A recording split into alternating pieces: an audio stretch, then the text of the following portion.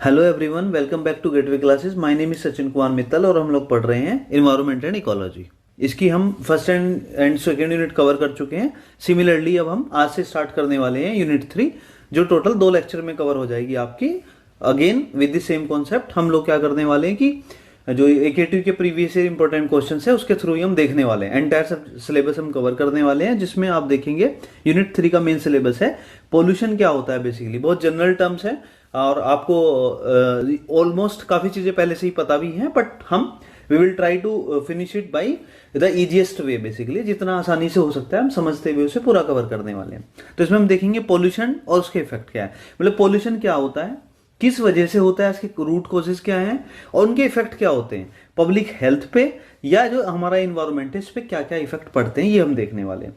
और स्पेसिफिक बात करें तो water pollution, air pollution, soil pollution, noise pollution and solid waste को कैसे मैनेज किया जाए जिससे उसके negative impacts on the environment as well as human health angle से देखा जाए तो वो कम से कम हो, ये हम इसमें कवर करने वाले हैं। चलिए स्टार्ट करते हैं क्वेश्चन 1 से। क्वेश्चन 1 है आपका, what do you mean by the term pollution and pollutants, also classify the pollution. चलिए स्टार्ट करते हैं।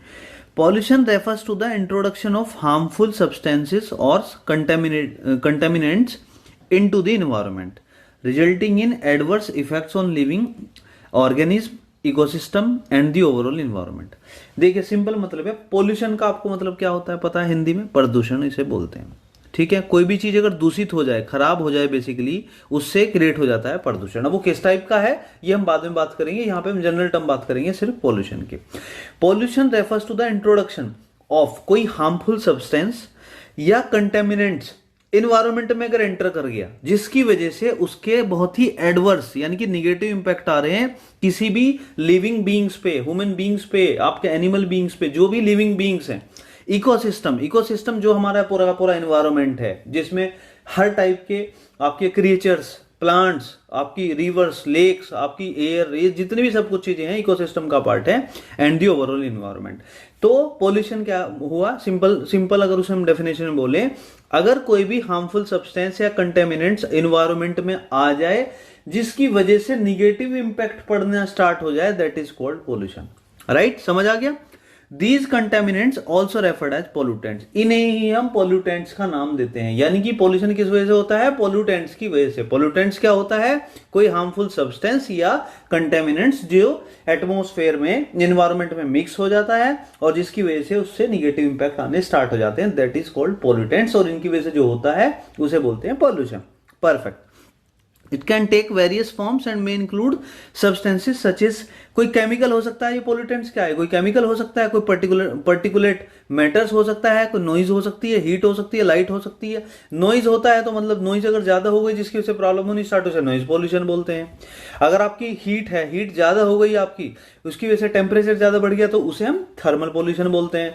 लाइट अगर ज्यादा हो जाती है, मान ली लाइट मीन्स कि जैसे आपकी एक्स्ट्रा में आपने लाइट जलाई हुई है, बहुत एक्सेस में लाइट चली है आपकी, तो उससे लाइट पोल्यूशन हो जाता है। इट इज द प्रेजेंस और occurrence of pollutants in the environment beyond a natural level, मतलब एक अप टू लेवल तक पोल्यूटेंट का होना तो एक्सेप्टेबल है, उसकी वजह से नेगेटिव इंपैक्ट नहीं पड़ रहा है। लेकिन अगर वो लेवल उसने उससे एक्सीड कर दिया, उस डिफाइंड रेंज से ज्यादा वो चला गया, तो उसकी वजह से नेगेटिव इंपैक्ट आना आपके स्टार्ट हो जाएगा and that will create the major issues specially regarding pollution which leads to degradation, disruption और imbalance of the ecological system. Pollution can occur in different environment including air। हाँ, जैसे कि हमने बात की, वो जनरल है basically, air pollution, water pollution, soil pollution, और आप अगर देखा जाए तो नॉइज और लाइट पोल्यूशन भी होता है। आगे पढ़ेंगे हम इसका कि टाइप्स ऑफ डिफरेंट पोल्यूशन क्या होते हैं, वो किस टाइप से, क्या उनके मेजर कॉजेज हैं, सब। ये बेसिक पोल्यूशन आपका हो गया।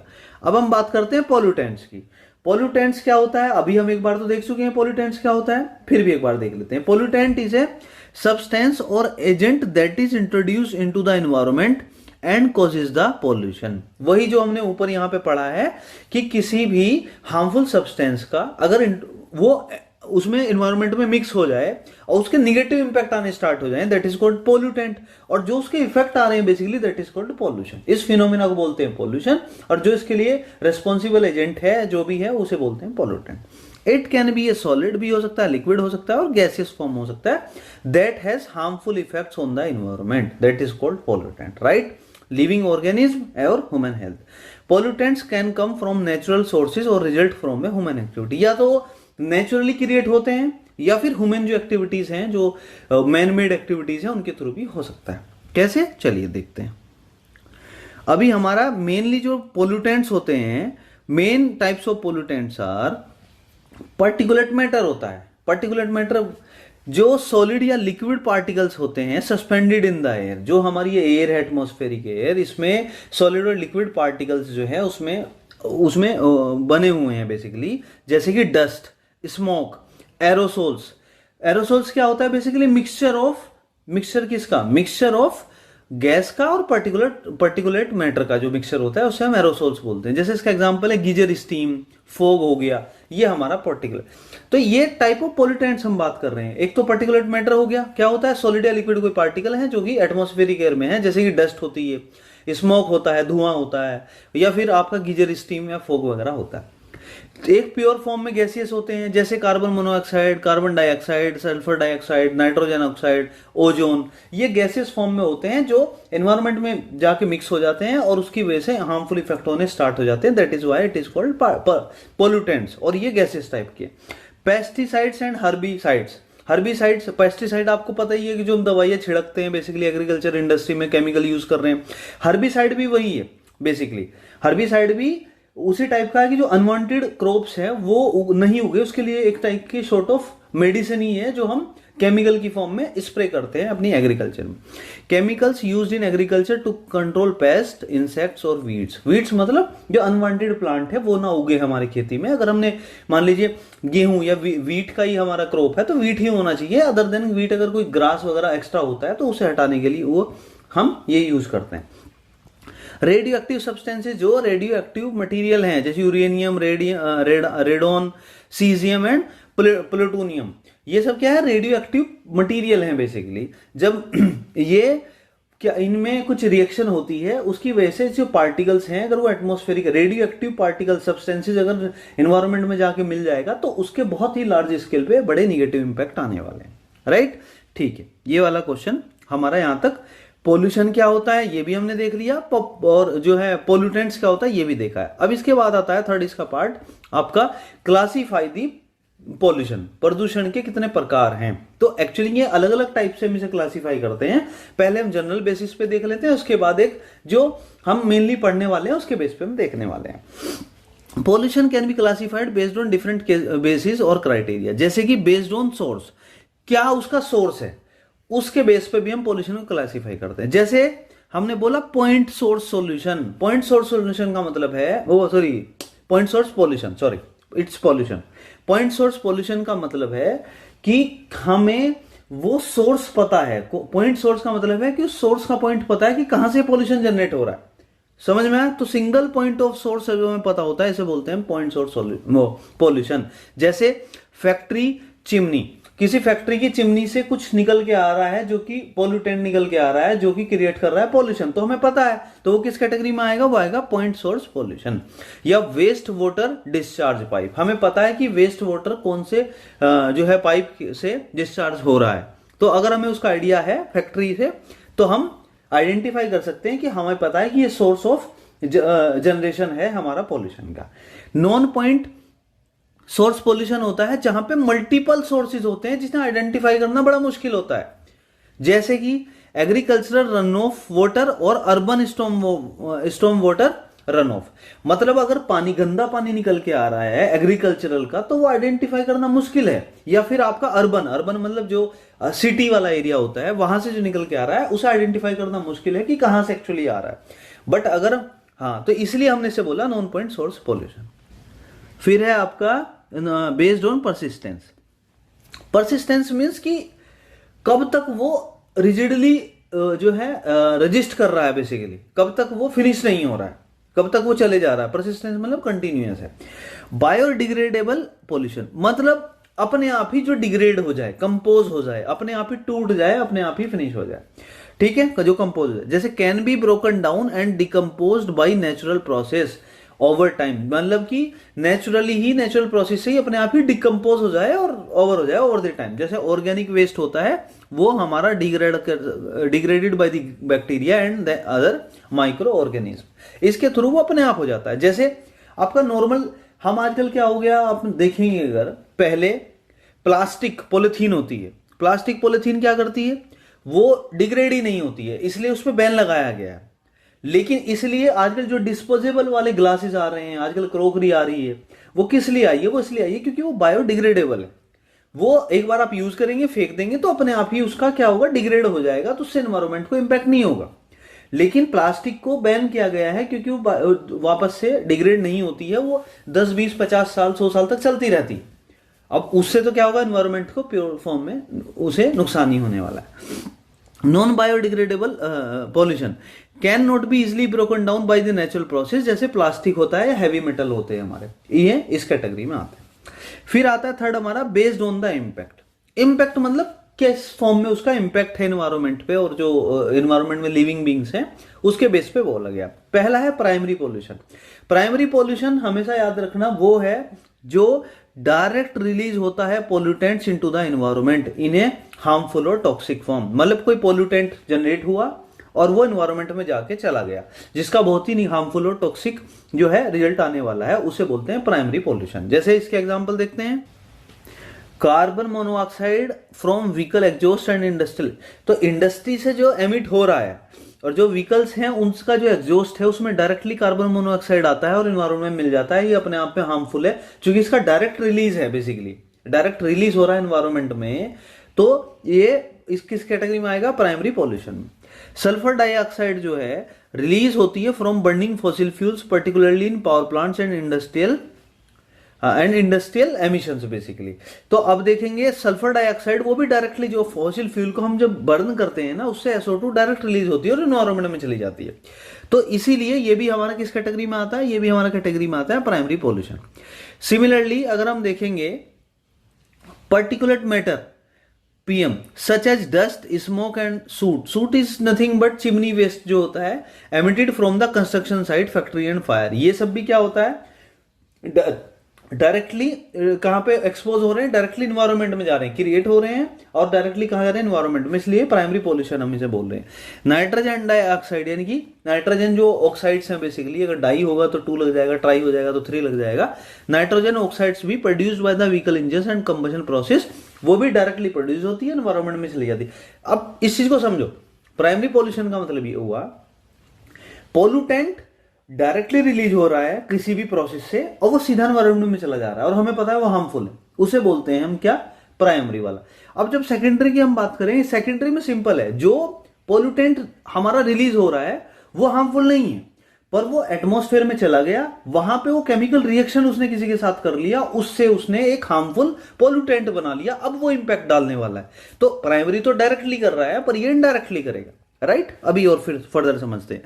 Formation of pollutants through chemical reactions in atmosphere involving primary pollutants and other atmospheric components like sunlight, water vapor and other reactive substance। मतलब कोई पोल्यूटेंट है जो रिलीज हुआ, एटमॉस्फेयर में गया, पर एटमॉस्फेयर में आपके पास सनलाइट, वाटर वेपर और अदर कोई रिएक्टिव सब्सटेंस थी, उसके साथ उसने रिएक्ट कर लिया, अब उसने बना लिया हार्मफुल पोल्यूटेंट।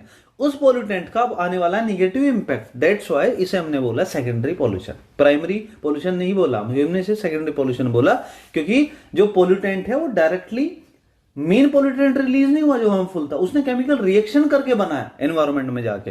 कैसे, तो वहां पे सनलाइट अवेलेबल है, वाटर वेपर है, तो कुछ केमिकल जो रिएक्टिव आइटम्स है उनके साथ उसने रिएक्ट कर लिया और केमिकल रिएक्शन के थ्रू ये जनरेट कर दिया। जैसे ozone 3 formed through the reaction of nitrogen oxide and the volatile organic compounds in the presence of sunlight. मतलब कि ओजोन O3 जो बनती है वो नेचुरली नहीं बनती है, ग्राउंड से नहीं जाती, अर्थ से किसी भी प्रोसेस से, नीचे से सिर्फ नाइट्रोजन ऑक्साइड जाता है।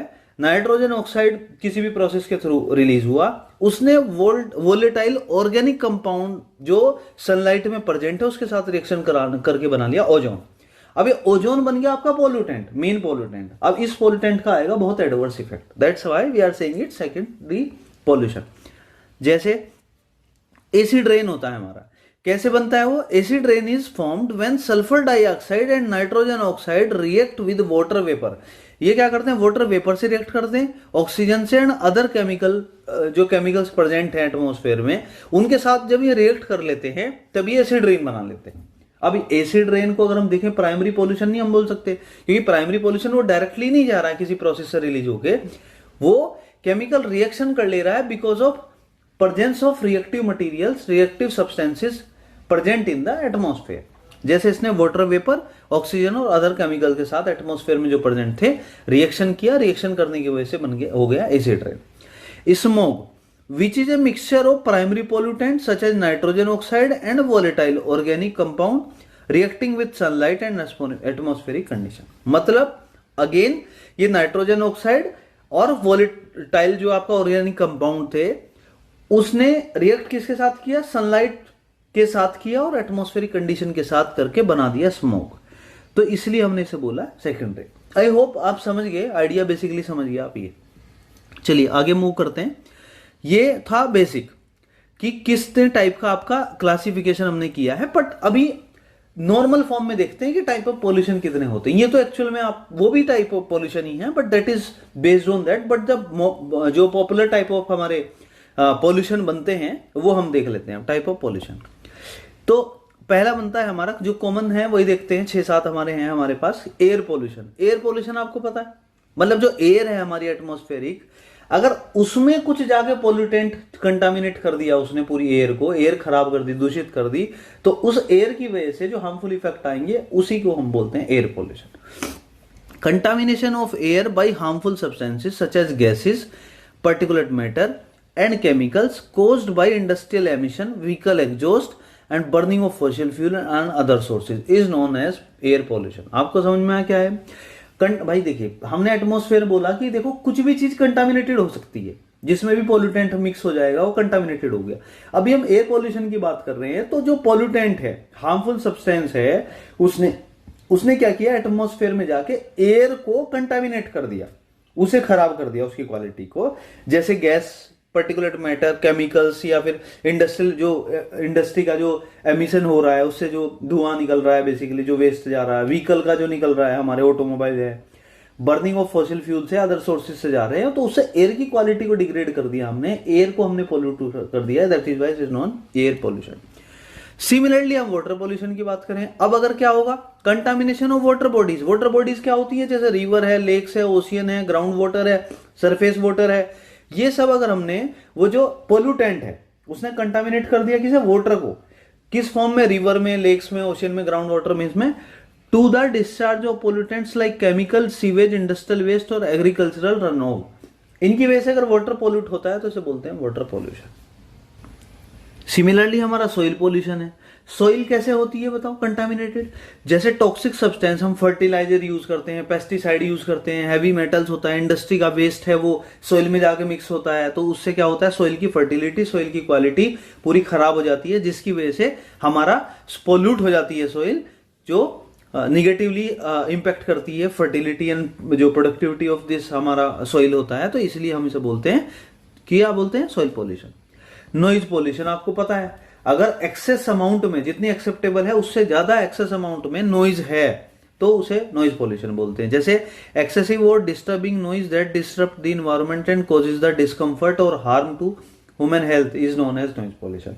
सोर्सेज में ट्रैफिक नॉइज हो सकता है, कंस्ट्रक्शन कोई एक्टिविटी हो रहा है, मशीन चल रही है, उसकी बहुत तेज आवाज आ रही है तो वो भी नॉइज पोल्यूशन है। इंडस्ट्रियल मशीनरी चलती है वो भी, लाउड म्यूजिक, आप स्पीकर पे गाने सुन रहे हो, इसलिए शादियों में 10 बजे के बाद जनरली डीजे वगैरह का बैन किया गया है because it creates the noise pollution. चलिए 5th पॉइंट देखते हैं। अब आता है हमारा लाइट पोल्यूशन। लाइट पोल्यूशन मतलब जो हमने एक्सेस अमाउंट में लाइट, आपने एक्सेसिव और misdirected artificial lighting that causes unwanted illumination and affect the ecosystem, wild life behaviour, human sleep pattern and astronomical observation. जैसे शादी वगैरह में आप वीडियोग्राफी करते हैं, वीडियो बनाते हैं, तो हेलोजन लाइट का यूज होता है। अब अगर उसे आप परमानेंट ऐसे लाइटिंग का सिस्टम यूज करेंगे तो उससे भी लाइट पोल्यूशन क्रिएट हो जाएगा, क्योंकि वो पूरे इकोसिस्टम को, एनवायरनमेंट को इनबैलेंस कर देगी। उसकी वजह से wild life, human sleep pattern, ये सब पूरे तरह से इफेक्ट हो जाएंगे। थर्मल पॉल्यूशन, जहां भी वर्ड थर्मल आएगा इसका मतलब है टेम्परेचर की बात कर रहा है।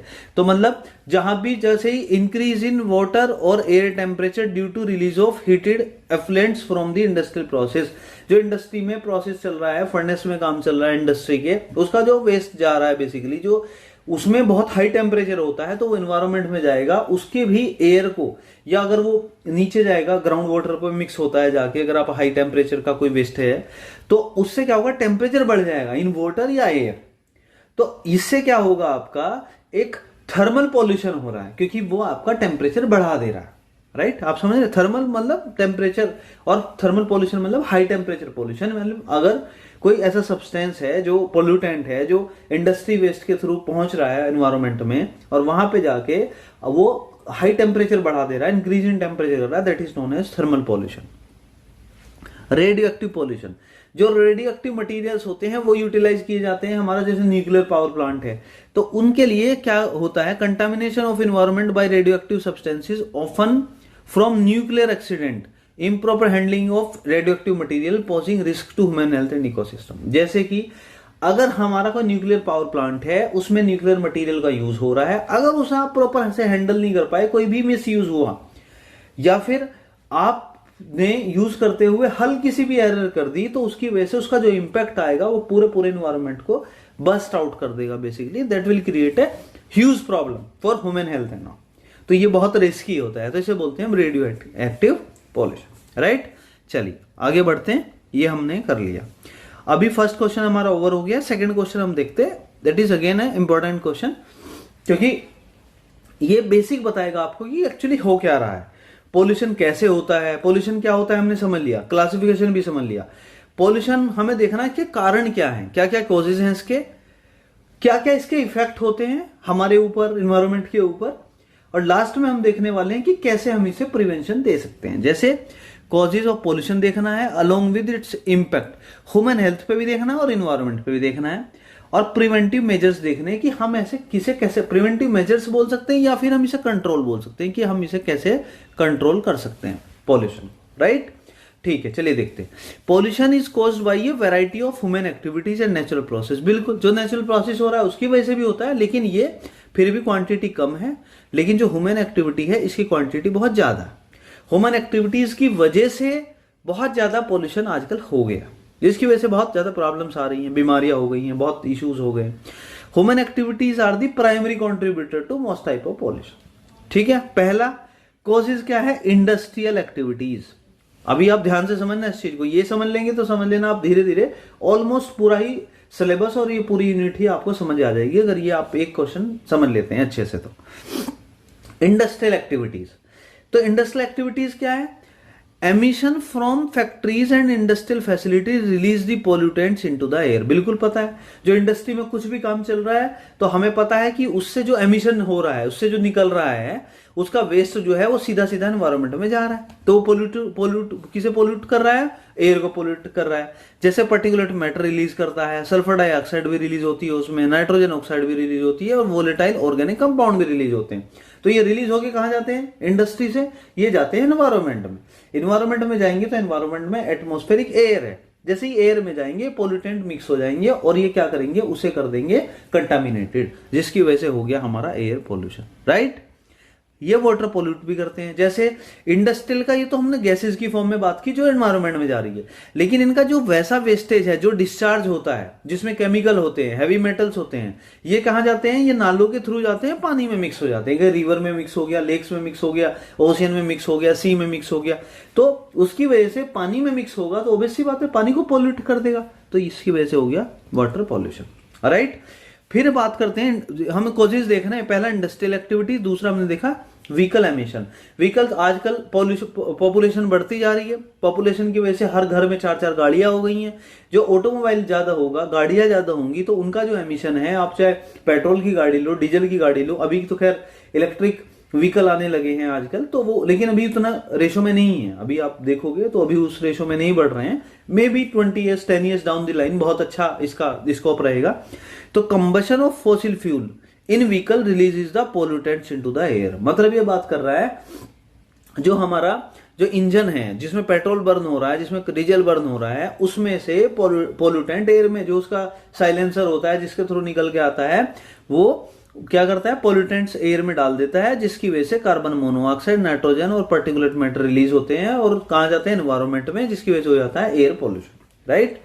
एग्रीकल्चर एक्टिविटीज, जैसे एग्रीकल्चर हम आजकल खेती करते हैं सब लोग, जहाँ तो इंडिया में वैसे भी आप देखोगे तो मोर देन ऑलमोस्ट 65-70% जो है वो फार्मिंग ही होती है। The use of pesticide, herbicides and fertilisers, आपको पता है बहुत सारे पेस्टिसाइड्स मारने के लिए छोटे छोटे कुछ कीड़े लग जाते हैं, कुछ इशू हो जाता है तो वो करते हैं हम। हर्बिसाइड मतलब होता है एक ऐसी मेडिसिन जिसका स्प्रे करते हो आप, जिसकी वजह से अनवांटेड जो ग्रास होता है, आपको क्रॉप कोई और चाहिए, आप उसमें कुछ भी घास उग जाता है, उसे वो ना उगे उसके लिए। फर्टिलाइजर्स आपको पता है उसकी प्रोडक्टिविटी बढ़ाने के लिए हम लोग करते हैं। उससे क्या होता है, उसमें केमिकल्स होते हैं, तो वो सॉइल को और वाटर पोल्यूशन को कंट्रीब्यूट करता है पूरी तरह से। The run of from agricultural areas can carry this chemicals near by water bodies, मतलब अब आपने पेस्टिसाइड, हर्बिसाइड, फर्टिलाइजर का यूज कर रखा है अपनी खेती में, उसमें फार्मिंग में, जब क्या होगा, ये पानी बारिश हो या जिस भी वजह से हो तो इससे सॉइल भी खराब हो रही है, प्लस इसमें क्या होगा, जब इसका पानी इसका फ्लो होके जाएगा तो इसके साथ में केमिकल भी जाएगा पानी के साथ में, तो वो जहां पे भी जाएगा उस पानी को, जिस पानी के साथ मिक्स करेगा वो वाटर बॉडीज को भी कर देगा पॉल्यूट। ठीक है जी, चलिए अब देखते हैं 4 पॉइंट। हम बात कर रहे हैं इम्प्रॉपर वेस्ट डिस्पोजल, मतलब हमारा जो वेस्ट है, सॉलिड वेस्ट है या लिक्विड वेस्ट है, उसे आप प्रॉपर डिस्पोज नहीं कर रहे हो, आप उसे कहीं भी डाल दे रहे हो, ऐसी कहीं आपने रास्ते में डाल दिया, कहीं किसी भी इम्प्रॉपर तरीके से आप डिस्पोज नहीं कर रहे जैसे डिस्पोज सा होना चाहिए। Inadequate disposal of solid and hazardous waste can lead to soil, air and water pollution. Dumping of untreated और improperly treated waste contributes to environmental degradation, मतलब ये है कि जो भी आपका वेस्ट होता है, कचरा बेसिकली हम बात करें, कूड़ा कचरा जो भी है बेसिकली, उसे प्रॉपर ट्रीट किया जाना चाहिए और उसे जिसे जहां पे डालना है, जिस जगह रखना है, जो उसका इन्वायरमेंट को इंपैक्ट ना करे, जिस प्लेस पे उसे बेसिकली करना है। जनरली आजकल तो ट्रीटमेंट करते हैं, ट्रीटमेंट ऑफ वेस्टेज करते हैं, जो हमारा वो होता है, जो वेस्ट होता है उसे ट्रीट करके रिसाइकिल कर देते हैं। अगर रीयूज हो सकता है तो रीयूज करते हैं, रिसाइकिल करते हैं, नहीं हो सकता तो उसे डंप कर देते हैं, ऐसी जगह डंप करते हैं जिससे उससे इंपैक्ट ना आए। अब अगर आप अपने वेस्ट को अपने पड़ोस में डाल दोगे तो उसमें मच्छर हो जाएंगे, उसमें बीमारियां हो जाएंगी, उसमें इतने वायरसेस पैदा हो जाएंगे कि कैसे रहेंगे आप, इन्वायरमेंट प्रदूषित हो जाएगा, पूरा पोल्यूट हो जाएगा, ह्यूमन लाइफ पूरी अफेक्ट हो जाएगी। तो इन सबको ध्यान में रखते हुए उसका प्रॉपर मैनेजमेंट होना जरूरी है कि कैसे, कहां पे उसे डिस्पोज किया जाए, कैसे रिसाइकिल किया जाए, किस टाइप से सब किया जाए। डिफॉरेस्टेशन हम ऑलरेडी लास्ट यूनिट में बहुत अच्छे से पढ़ चुके हैं। जितने आप पेड़ काटोगे, deforestation is nothing but clearing the large area of forest for agriculture. Logging मतलब लकड़ी का वो जो व्यापार है, बिजनेस है। Urban development reduces the natural capacity of ecosystem to absorb pollutants leading to air and soil pollution. Mining activities, हम mining करते हैं, हम किस लिए करते हैं, जो मिनरल्स हैं, नेचुरल रिसोर्सेज हैं, उन्हें एक्सट्रैक्ट करने के लिए हम करते हैं माइनिंग। अब इन माइनिंग की वजह से क्या होता है कि बहुत सारे, जब आप एक्सकेवेट करते हो, बहुत सारे मेटल्स निकलते हैं, बहुत सारे चीजें निकलती हैं उसमें से, जो कि एयर को, वाटर को और सॉइल को पूरी तरह से पोल्यूट कर देता है। This includes the heavy metal, toxic chemicals and sediments that can contaminate the surrounding environment. कैसे, अगर वो डंप होके वाटर के थ्रू किसी वाटर बॉडी में मिक्स होता है तो उसमें आपका लेक, रिवर जो भी आता है तो उसे वाटर पोल्यूट कर देगा। जिस सोइल पे, जिस पर्टिकुलर अर्थ पे वो फ्लो कर रहा है, जहां पे आप पूरा मैनेजमेंट, पूरा माइनिंग एक्टिविटी कर रहे हो, उसकी आपकी सोइल की प्रोडक्टिविटी खराब कर देगा। प्लस जो उसके रिलीज होंगी गैसेस, उससे वो एनवायरनमेंट में जाएंगी तो वो आपको एयर पॉल्यूट कर देगी। कंस्ट्रक्शन एक्टिविटीज, आजकल इंफ्रास्ट्रक्चर चल रहा है, कहीं बुलेट ट्रेन का काम चल रहा है, हाईवे का काम चल रहा है, स्टेट हाईवे का काम चल रहा है, टाउनशिप है, बड़ी बड़ी बिल्डिंग बन रही हैं, तो कंस्ट्रक्शन एक्टिविटी भी डायरेक्टली इंपैक्ट करती हैं किसे, एनवायरमेंटल पॉल्यूशन को। जैसे कैन जनरेट द डस्ट आएगी तो कहां जाएगी, डस्ट एंड पर्टिकुलेट मैटर, वो सारा एयर में जाएगा, एटमॉस्फेयर में, वो कर देगा एयर के pollute. Improper handling of construction waste can lead to environmental pollution. अगर जो कंस्ट्रक्शन का वेस्ट है आपने ऐसे ही उसे छोड़ दिया तो वो सोइल पोल्यूट भी कर सकता है, वाटर पोल्यूट भी कर सकता है पूरा। ऑयल स्पिल्स, ऑयल स्पिल्स का मतलब है कहीं पे एक्सीडेंट हुआ, मान लीजिए accident spills during oil exploration. हम क्या करते हैं कि ऑयल को एक्सप्लोर कर रहे हैं। आप खैर अभी शायद उतना नहीं जानते होंगे कि ऑयल का एक्सप्लोरेशन होता है जहां पे हमें पता चले कि ऑयल है, मान लीजिए अर्थ के नीचे किसी जगह हाइड्रोकार्बन है बेसिकली प्रेजेंट है। सर्वे होता है पहले, फिर बड़ा सा सेटअप लगाया जाता है, उसके थ्रू हम क्या करते हैं, एक्सप्लोर करते हैं ऑयल को निकालते हैं, फिर उसे ट्रांसपोर्ट करते हैं, और फिर जो है हम उसे ट्रांसपोर्ट करके मतलब उसमें रिफाइनरी में जाता है, केमिकल बाई प्रोडक्ट बनते हैं उसके, और फिर उसे हम सेल करते हैं। इस टाइप से प्रोसेस रहता है। तो extraction can contaminate the ocean and water bodies. अगर गलती से एक्सप्लोरेशन के टाइम पे कोई एक्सीडेंट हो गया, वो तेल पूरा फैल गया आपका, मतलब स्पिल्स हो गया बेसिकली, तो उसकी वजह से पूरा ओशियन जो वाटर बॉडी था उसमें अगर ऑयल मिक्स हो गया, इट मीन्स की दैट विल क्रिएट सम जो है सीरियस प्रॉब्लम्स। तो जो मरीन लाइफ होती है, जो पानी में रहने वाले लोग, जीव जंतु हैं बेसिकली, जो क्रिएचर्स हैं, जो फिशेस हैं, जो बहुत सारे जो लिविंग बींग्स जो वहां पे रहते हैं, उसे मरीन लाइफ बोलते हैं बेसिकली, एक्वेटिक लाइफ बोलते हैं। तो वो पूरे को उसका पूरा बैलेंस बिगाड़ देगा, and that will create pollution. This is why it is over use of plastic. Same plastic कैसी है जिसे बायोडिग्रेडेबल नहीं किया जा सकता नेचुरली, तो उसकी वजह से आप बहुत अच्छे लेवल पे देखा जाए तो एक वो जो है हमारा पॉल्यूशन है, environmental pollution. Plastic can take a long time to decompose and can harm wildlife and ecosystem. Population growth, जाहिर सी बात है, जो भी प्रॉब्लम है वो मेरे को लगता है 90% पॉपुलेशन ग्रोथ चाहिए, क्योंकि पॉपुलेशन ग्रोथ होगी तो रिक्वायरमेंट ज्यादा होगी, आप ज्यादा गाड़ियां खरीदोगे, आप ज्यादा कंज्यूम करोगे, आप जो है ज्यादा ऑक्सीजन आप इनहेल करने वाले हो, तो अभी पूरे एनवायरनमेंट का इम्बैलेंस होने वाला है इससे। Increasing population puts pressure on resources and leads to more waste generation contributing to the pollution. ठीक है, ये हमारा कॉजेज समझ में आता है। अब हम पढ़ेंगे इसके इफेक्ट क्या होते हैं। ये हमने कॉजेज कर लिए, अब हम पढ़ने वाले हैं इफेक्ट क्या होता है। Effects of pollution. इफेक्ट्स भी हम इसे दो फॉर्म में पढ़ने वाले हैं, एक ह्यूमन हेल्थ पे क्या होता है, दूसरा एनवायरनमेंट पे क्या होता है। एक लॉजिक सी बात है कि इसका बहुत ही निगेटिव इंपैक्ट आता है, लेकिन चलिए देख लेते हैं। Respiratory system, respiratory problems. Respiratory मतलब जो आप ब्रीथ इन ब्रीथ आउट कर रहे हैं, जो आप सांस ले रहे हैं, वो सब कवर होता है आपका रेस्पिरेटरी प्रॉब्लम में। कैसे आता है, अगर एयर पॉल्यूशन है उसमें particularly from the emission of vehicles and industrial activities can lead to respiratory issues such as asthma, bronchitis and other respiratory infection. ये डिसीज है। अस्थमा क्यों हो रहा है आपको, क्योंकि एयर आपकी पॉल्यूटेड है। अगर एयर पॉल्यूटेड है तो आप प्रॉपर क्या प्योर ऑक्सीजन ले रहे हैं, नहीं ले रहे हैं, उसके साथ में आप पॉल्यूटेंट भी ले रहे हैं। अगर आप लेंगे तो जाहिर सी बात है आपके लंग्स हैं वो प्रॉपर काम नहीं करेंगे, क्योंकि वो तो ऑक्सीजन के लिए बने हैं, आप उसमें पॉल्यूटेंट भी ले रहे हैं, तो आपको asthma, bronchitis and other respiratory infection and problems disease हो सकती हैं। कार्डियोवास्कुलर डिसीज, कार्डियो मतलब होता है आपका हार्ट रिलेटेड डिसीज, तो heart. Long term exposure to air pollution has been linked to an increase risk of cardiovascular disease including heart attack and stroke. ये भी पाया गया है पूरा मेडिकल स्टडी में कि अगर एयर पोल्यूटेड है तो आपका हार्ट डिसीज में हार्ट अटैक एंड स्ट्रोक आ सकता है। कैंसर के लिए बहुत खतरनाक है। जैसे कुछ पोल्यूटेंट इस टाइप के होते हैं जो एयरबोर्न पार्टिकल्स एंड केमिकल्स होते हैं, जिन्हें हम कार्सिनोजेंस भी कहते हैं। इस नाम का ये पोल्यूटेंट होता है। ये इतना खतरनाक होता है, इतना डेंजरस होता है कि ये आपके ह्यूमन बीइंग के अंदर कैंसर भी डेवलप कर सकता है। न्यूरोलॉजी इफेक्ट, एयर पोल्यूशन अगर है आपका, has been associated with neurological disorder including the cognitive decline, impaired learning and developmental issues in children. मतलब जो नर्वस सिस्टम है हमारा बेसिकली, वो भी पूरी तरीके से इम्पैक्ट होता है, पूरा डिसऑर्डर में हो जाता है। जैसे कि हमारा कॉग्निटिव डिक्लाइन, मतलब हमें पहचानने में भी दिक्कत हो सकती है कि हम पहचान ही नहीं पा रहे। इंपेयर्ड लर्निंग, आप डेवलपमेंटल इश्यूज यानी चिल्ड्रन में उनके डेवलप होने में भी इश्यूज क्रिएट हो सकती हैं। वाटर बोर्न डिसीज, अगर वाटर पॉल्यूशन है आपका तो specially when caused by the contaminants like bacteria and parasites, तो ये क्या होगा, can lead to spread of waterborne disease such as cholera and dysentery. ये हम ऑलरेडी डिस्कस कर चुके हैं याद लास्ट यूनिट में। वाटर बोर्न डिसीज का क्या मतलब होता है, जो वाटर से फैलती है। वाटर से कब फैलेगी, जब कंटामिनेटेड वाटर होगा। कंटामिनेटेड वाटर कब होगा, जब उसमें पोल्यूटेंट जाएगा और पोल्यूटेंट ने वाटर कंटामिनेट कर दिया। हम वही तो पढ़ रहे हैं पॉल्यूशन। अगर पॉल्यूशन में पॉल्यूटेंट है जिसने वाटर को कंटामिनेट कर दिया है, अब अगर आप उसे कंज्यूम करोगे तो वाटर बोर्न डिसीज क्रिएट हो जाएंगी ना आपको। सिक्स्थ है birth defect.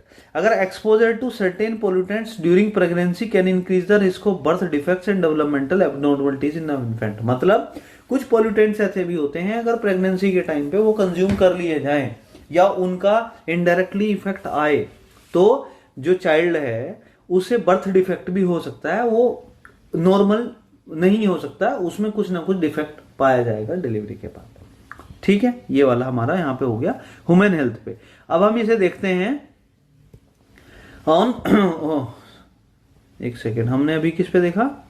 On human health, sorry this is on environment, this is on environment. Okay ठीक है, इसे इन्वायरमेंट हम इसे वो कर लेते हैं, चेंज कर लेते हैं, इसे आप भी चेंज कर लेना, this is on environment actually. ठीक है, this is on environment. Human health हम कर चुके हैं, बी एम इन्वायरमेंट पे क्या इंपैक्ट पड़ता है पॉल्यूशन का। बायोडाइवर्सिटी लॉस, मतलब बायोडाइवर्सिटी मतलब अलग अलग टाइप के जो हैं, जो क्रिएचर्स हैं, अलग अलग टाइप के बर्ड्स, एनिमल्स, अलग अलग टाइप के लिविंग बींग्स रह रहे हैं वहां पे, तो वो पूरा लॉस हो जाएगा। जैसे pollution particularly in the form of habitat destruction and contamination can contribute to the decline of plant and animal species leading to biodiversity। जैसे पर्टिकुलर किसी एटमॉस्फेरिक टेम्परेचर, प्रेशर, किसी पर्टिकुलर कंडीशन पे कुछ पर्टिकुलर प्लांट जिंदा रहते हैं, जीवित रहते हैं, एनिमल्स उसी सर्टेन क्राइटेरिया में वो सरवाइव कर सकते हैं। लेकिन अब तो हमारा एनवायरनमेंट तो पोल्यूट हो गया है, हमारा वाटर पोल्यूट हो गया, एयर पोल्यूट है, हमारा सब सॉइल पोल्यूट है, तो काफी टाइप के प्लांट आपके डेड हो जाएंगे, एनिमल्स हो जाएंगे, स्पेसीज खत्म हो जाएंगी धीरे धीरे, तो उसे हम बोलते हैं बायोडाइवर्सिटी लॉस। यूट्रोफिकेशन, देखो यूट्रोफिकेशन क्या होता है? Excessive nutrients often from agricultural runoff and wastewater can cause eutrophication in water bodies leading to oxygen depletion and harming aquatic life।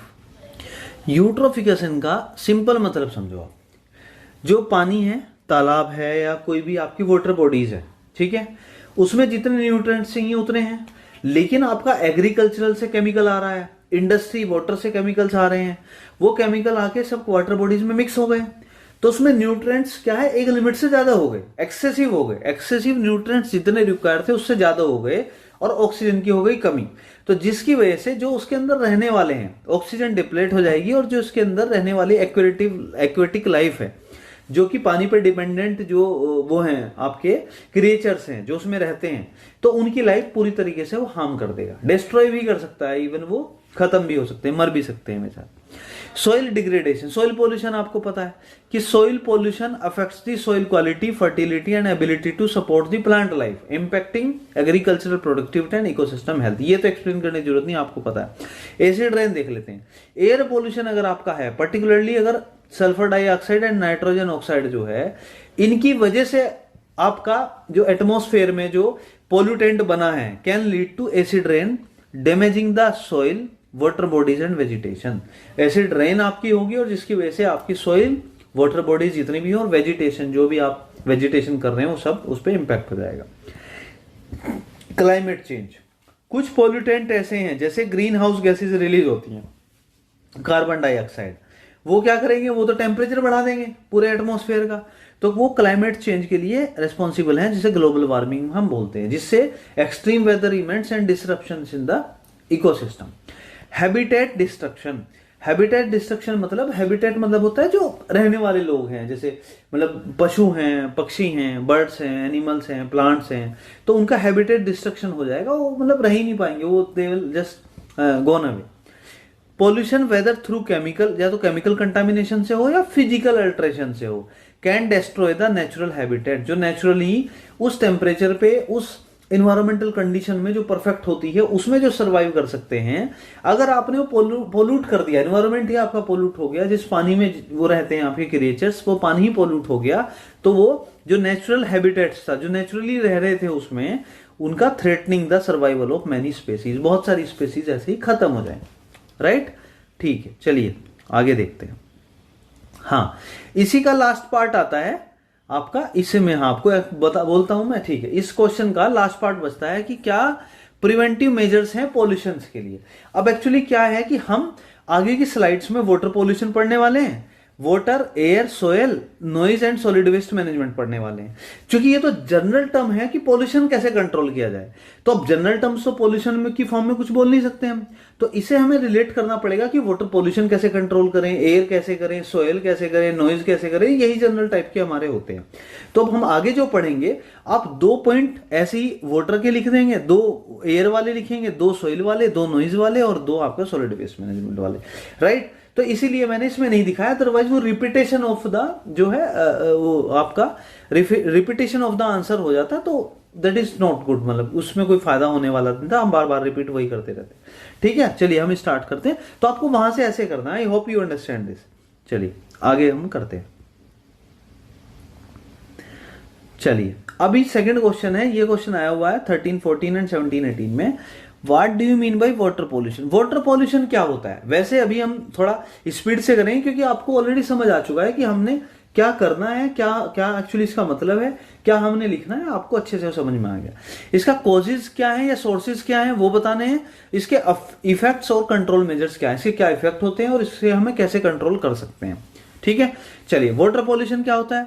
Water pollution refers to the contamination और degradation of water bodies such as river, lakes और ocean, ground water and even sources of drinking water.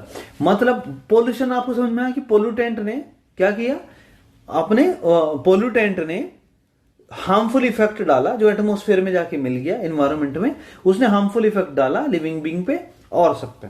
ठीक है, जो living being है, ecosystem पे, आपका environment पे effect डाला, उसे पोल्यूशन, वो हमने पोल्यूटेंट बोला, और जो ये फिनोमिना है सो पोल्यूशन बोला। वाटर पोल्यूशन क्या मतलब है कि अब एयर में नहीं जाएगा, वो बेसिकली क्या करेगा, वो वेस्ट जो है, जो कंटामिनेशन होगा उसका पोल्यूटेंट की वजह से, वो वाटर बॉडी में होगा, पीने का पानी हो या लेक का पानी हो, आपका रिवर का पानी हो, ओशन का है, तो उसे बोलते हैं water pollution. Water pollution refers to the contamination और degradation of water bodies such as river, lakes, oceans, ground water and even source of drinking water. It occurs when harmful, जब हार्मफुल सब्सटेंस, जिसे हम pollutant कहते हैं, are introduce into these water sources making them unsuitable for their intended use. यानी कि जिस use के लिए वो पानी था, जो वाटर था, उसमें पोल्यूटेंट मिक्स हो गया, उसे वाटर पोल्यूशन कर दिया, तो अब उसके यूज के लिए वो रहा ही नहीं, क्योंकि वो हार्मफुल इफेक्ट डाल देगा। And posing risk to the environment, aquatic life and human health, इसे हम बोलते हैं वाटर पॉल्यूशन। राइट, इतना हो गया। अभी हम इसके देखते हैं क्या कॉज हैं, क्या मतलब इसके सोर्सेज हैं या क्या इसके मेन कॉज हैं वाटर पॉल्यूशन के। डोमेस्टिक वेस्ट वाटर, अब हमारे घर का हमने क्या किया, जो वेस्ट वाला पानी है, we are not talking about here about the good quality water, वो तो हम पी ही रहे हैं। इसके अलावा एक होता है वेस्ट वाटर, जो घर का वो होता है, उसे प्रॉपरली ट्रीट होना चाहिए, तभी तो हमारे सिस्टम लगे होते हैं। आपने देखा होगा पूरा रिसाइकलिंग प्रोसेस लगा होता है, कि प्लांट लगे होते हैं कि जो पानी, जैसे आप देखोगे जो मॉल्स में जाते हो आप, तो मॉल्स में क्या होता है कि जो पानी नीचे वेस्ट जा रहा है वो वापस फिल्टर होकर ऊपर आता है, वो फिर दूसरे यूज में यूज हो रहा है, तो पानी को वेस्ट नहीं करते। लेकिन अगर आप उस पानी को जो जा रहा है उसे ट्रीट नहीं करोगे, उसे वापस से फिल्टर करके उसे सही नहीं करोगे, तो वो कहीं पे भी जाके मिक्स करेगा गंदा पानी, तो वो वाटर पॉल्यूशन क्रिएट कर देगा। इम्प्रॉपरली ट्रीटेड और untreated sewage and waste water from the household, commercial establishment and urban areas can contaminate the water sources. It can contain harmful, जिसमें बैक्टीरिया हो सकते हैं, वायरस हो सकते हैं, पैथोजेंस हो सकते हैं, न्यूट्रिएंट्स हो सकते हैं एंड केमिकल्स हो सकते हैं, जिसकी वजह से ह्यूमन हेल्थ को और एक्वेटिक जो लाइफ है, इकोसिस्टम है, उसे पूरे की पूरा खत्म, बर्बाद कर सकता है। इंडस्ट्रियल एक्टिविटीज, ये तो आपको पता है, इंडस्ट्रियल एक्टिविटीज हर चीज में ही आने वाला है, क्योंकि इसकी वजह से तो सब कुछ ही होता है। इंडस्ट्रियल एक्टिविटीज की वजह से फायदे भी हैं, पर इससे पोल्यूशन में बहुत बड़ा इसका जो है रोल प्ले करता है। Industrial process can release pollutant होते हैं, जैसे हैवी मेटल है, टॉक्सिक केमिकल है, वेस्ट वाटर इनटू, तो वो क्या होता है सीधा वाटर बॉडीज में। वाटर बॉडीज जब भी मैं बोलता हूँ उसका मतलब रिवर है, कोई लेक है, कोई नाले हैं, कोई नदी है, कोई नाली है छोटी सी, तो उसमें जाके उसका वेस्ट जाने वाला है। वो वहां जाके कहा, वो अल्टीमेटली कहाँ मिलेगा जाके, एक बड़े वाला किसी उसमें प्लेटफॉर्म पे, कोई बड़ी रिवर होगी, कोई लेक होगी, या बड़ी आपका सी होगा या ओशियन होगा, तो अभी उसमें जाके मिलेगा, तो क्या करेगा, कंटामिनेटेड है, पोल्यूटेंट आपने उसमें डाल दिए, तो क्या होगा, अल्टीमेटली वाटर पोल्यूशन हमारा हो जाएगा। इंडस्ट्रियल डिस्चार्जेस में contain harmful substances that can persist in the environment. ठीक है जी, चलिए पॉइंट देखते हैं। पॉइंट नंबर 3 इसमें है एग्रीकल्चरल प्रैक्टिसेस। सिंपल है, एग्रीकल्चर का हम पता ही है, हमें पेस्टिसाइड यूज करते हैं हम लोग, हम फर्टिलाइजर यूज कर रहे हैं, पेस्टिसाइड है, हर्बिसाइड से हम कितनी सारी दवाई और केमिकल के हम स्प्रे कर रहे हैं बेसिकली। उन सब का जब क्या होगा, हमने उसे यूज किया, फिर वो पानी के साथ बाद में वो फ्लो होगा, उसमें धीरे धीरे पानी भी देते हैं एग्रीकल्चरल लैंड में, तो पानी आपका रन ऑफ वाटर जो होगा वो कहां पे जाके मिलेगा, या तो आप किसी नदी में, नाले में, उस सब में जाके मिलने वाला है। जब उसमें जाके मिलेगा, केमिकल्स आपने डायरेक्टली उसमें रिलीज कर दिए तो पोल्यूटेंट है, तो वो उससे हो जाएगा हमारा पानी, वाटर हमारा pollutant, pollution. These chemicals can enter water bodies through runoff and leaching, leading to contamination of surface water and groundwater. Mining operation, again वही आगे हमारा माइनिंग ऑपरेशन अगर आप कर रहे हो तो इसमें पोल्यूटेंट काफी सारे रिलीज होते हैं, हैवी मेटल्स होते हैं, कुछ आपके टॉक्सिक केमिकल्स रिलीज होंगे जो कि किसी वाटर बॉडीज में जाके मिक्स हो जाएंगे और जिसकी वजह से हमारा क्या हो जाएगा, पूरा का पूरा वाटर पोल्यूट हो जाएगा। ऑयल स्पिल्स जो हम ऑलरेडी पढ़ चुके हैं, अगर एक्सीडेंटल किसी वजह से ऑयल को हम एक्सप्लोर कर रहे हैं, कोई शिप है, कार्गो शिप है, शिप में से हम ऑयल को लेके जा रहे हैं, ट्रांसपोर्ट कर रहे हैं, बट किसी वजह से वो एक्सीडेंट हो गया या वो पलट गया या कुछ भी ऐसी प्रॉब्लम हुई कि ऑयल सारा कहां चला गया, ओशियन में चला गया या सी में चला गया, उसमें चला गया, तो वो कंटामिनेट हो गया। जैसे ऑफशोर ड्रिलिंग कर रहे हैं उस टाइम पे कुछ ऐसा हो गया तो आपका पूरा का पूरा कंटामिनेशन हो जाएगा।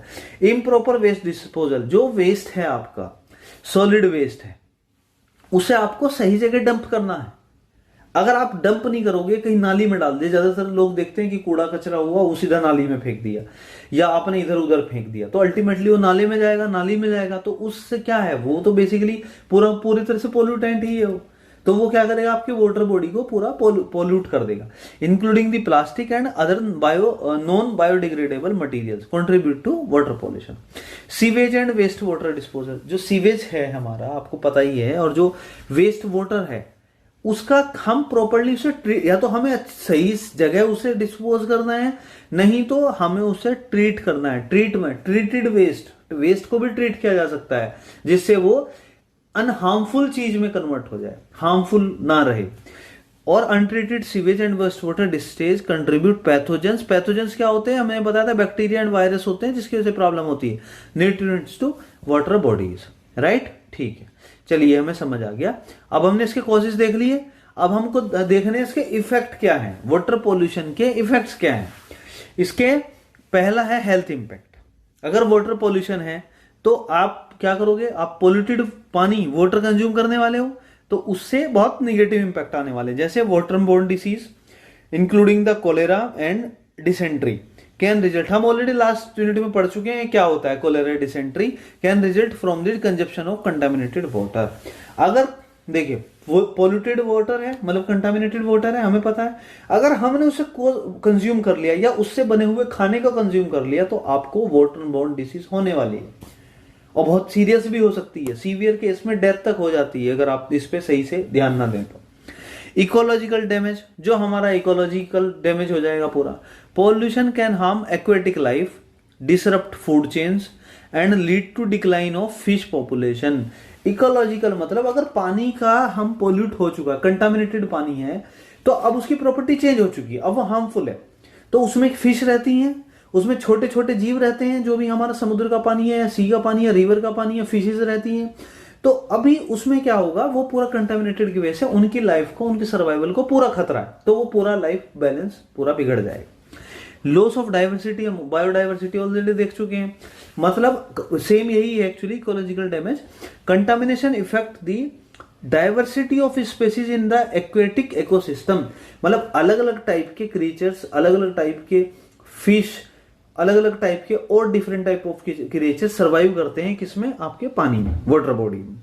अगर वाटर बॉडी की क्वालिटी खराब हो गई है, उसकी प्रॉपर्टी चेंज हो चुकी है क्योंकि वो पोल्यूट हो चुका है पानी, वाटर आपका, तो अभी कुछ टाइप की स्पेसीज उसमें से गायब हो जाएंगे, तो मतलब वो सर्वाइव ही नहीं कर पाएंगे, क्योंकि उन्हें जो इन्वायरमेंट चाहिए रहने के लिए, जो टेम्परेचर चाहिए, प्रेशर चाहिए, जो प्रॉपर्टीज चाहिए, जितना उसमें गैसेस इन्वॉल्व होनी चाहिए, ऑक्सीजन जितना होना चाहिए, जितने भी चीजें होनी चाहिए, वो बैलेंस बिगड़ते ही आपका पूरा सिस्टम बिगड़ जाएगा।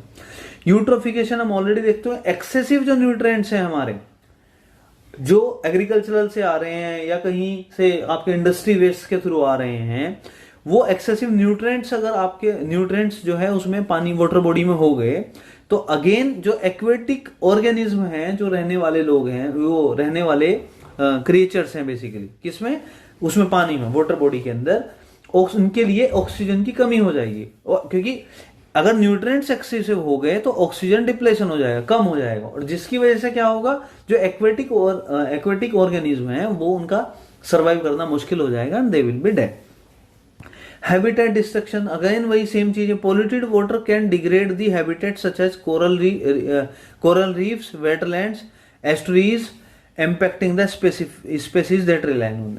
ये टाइप की कोरल रीफ क्या है, ये स्पेसीज हैं बेसिकली जो बेसिकली किस पे डिपेंड कर रही है, प्योर वाटर पे, अच्छे क्वालिटी के वाटर पे, लेकिन अगर वाटर पोल्यूट हो गया आपका तो ये नहीं रहेंगे। Ground water contamination, pollutants can leach into ground water affecting the drinking water supplies and posing the risk.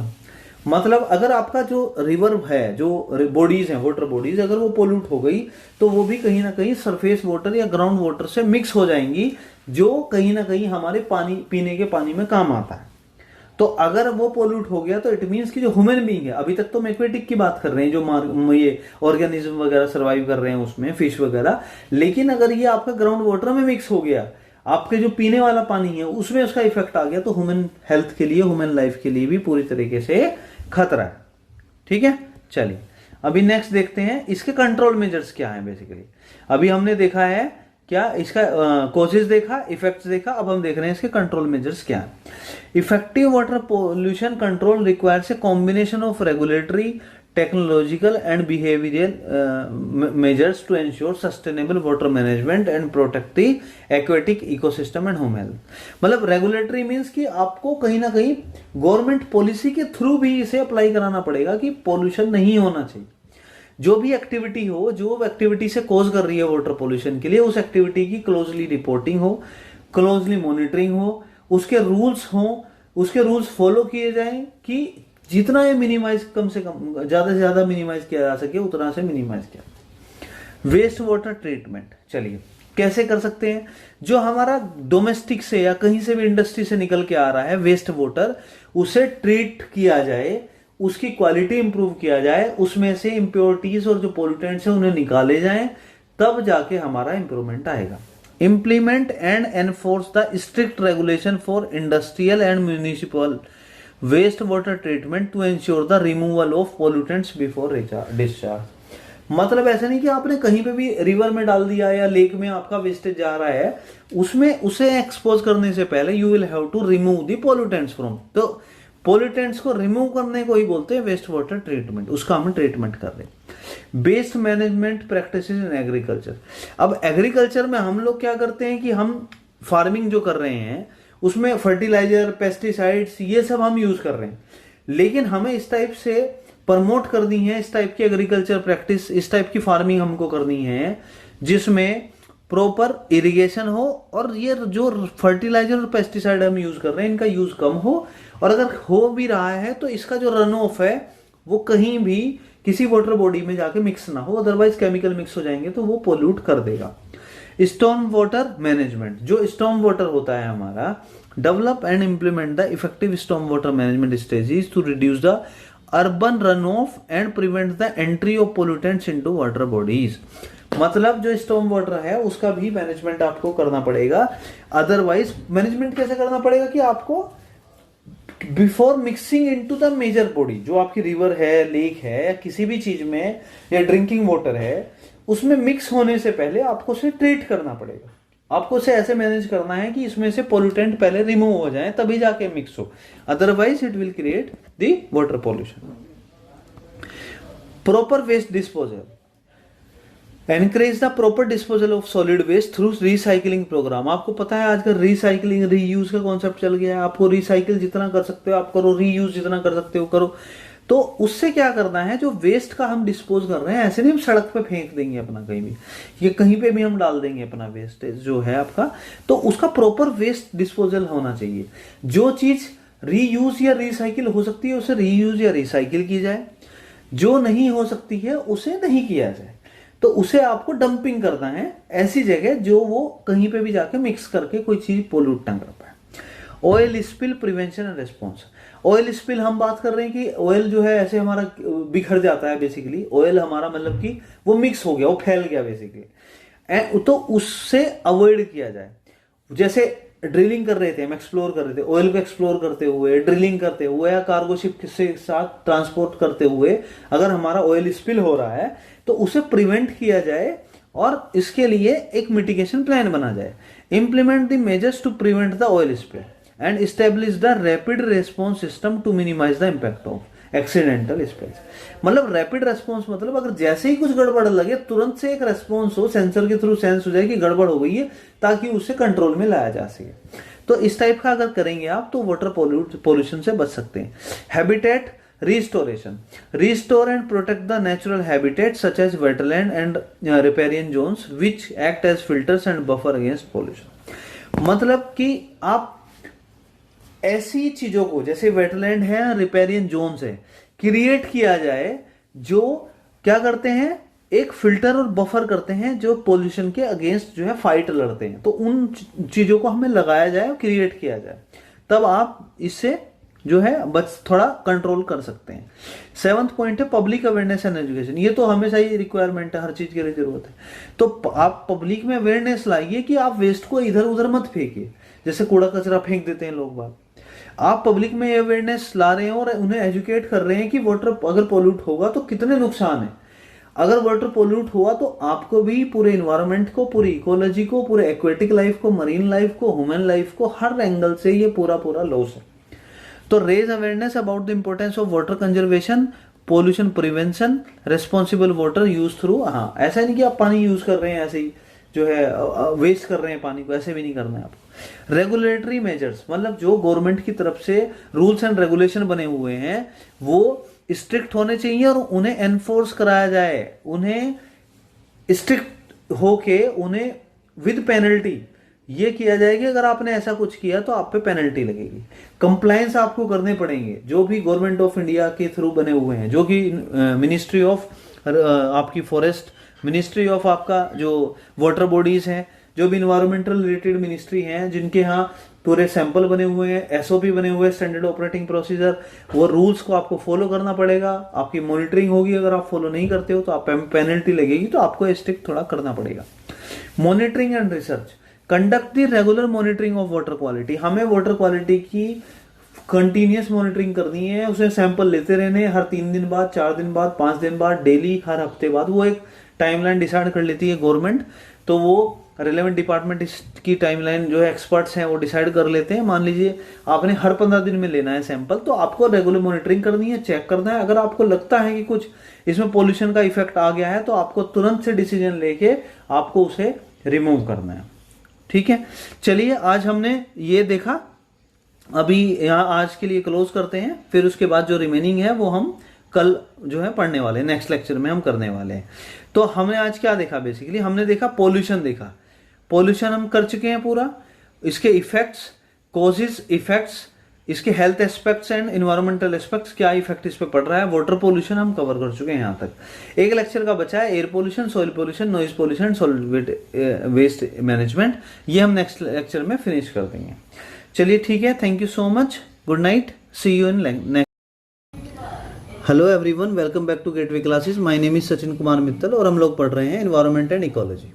हमने यूनिट 3 स्टार्ट कर दी है जिसका नाम है पॉल्यूशन, जिसमें हम अभी तक कल के लेक्चर में हमने pollution and their effects, public health aspects as well as environmental पे उस पर क्या इम्पैक्ट है एनवायरमेंट पे, वाटर पॉल्यूशन, यहाँ तक हम कवर कर चुके हैं। आज हमारे रिमेनिंग टॉपिक है air pollution, soil pollution, noise pollution, solid waste management. आज ही हम फिनिश करने वाले हैं ये with the help of important questions. चलिए स्टार्ट करते हैं।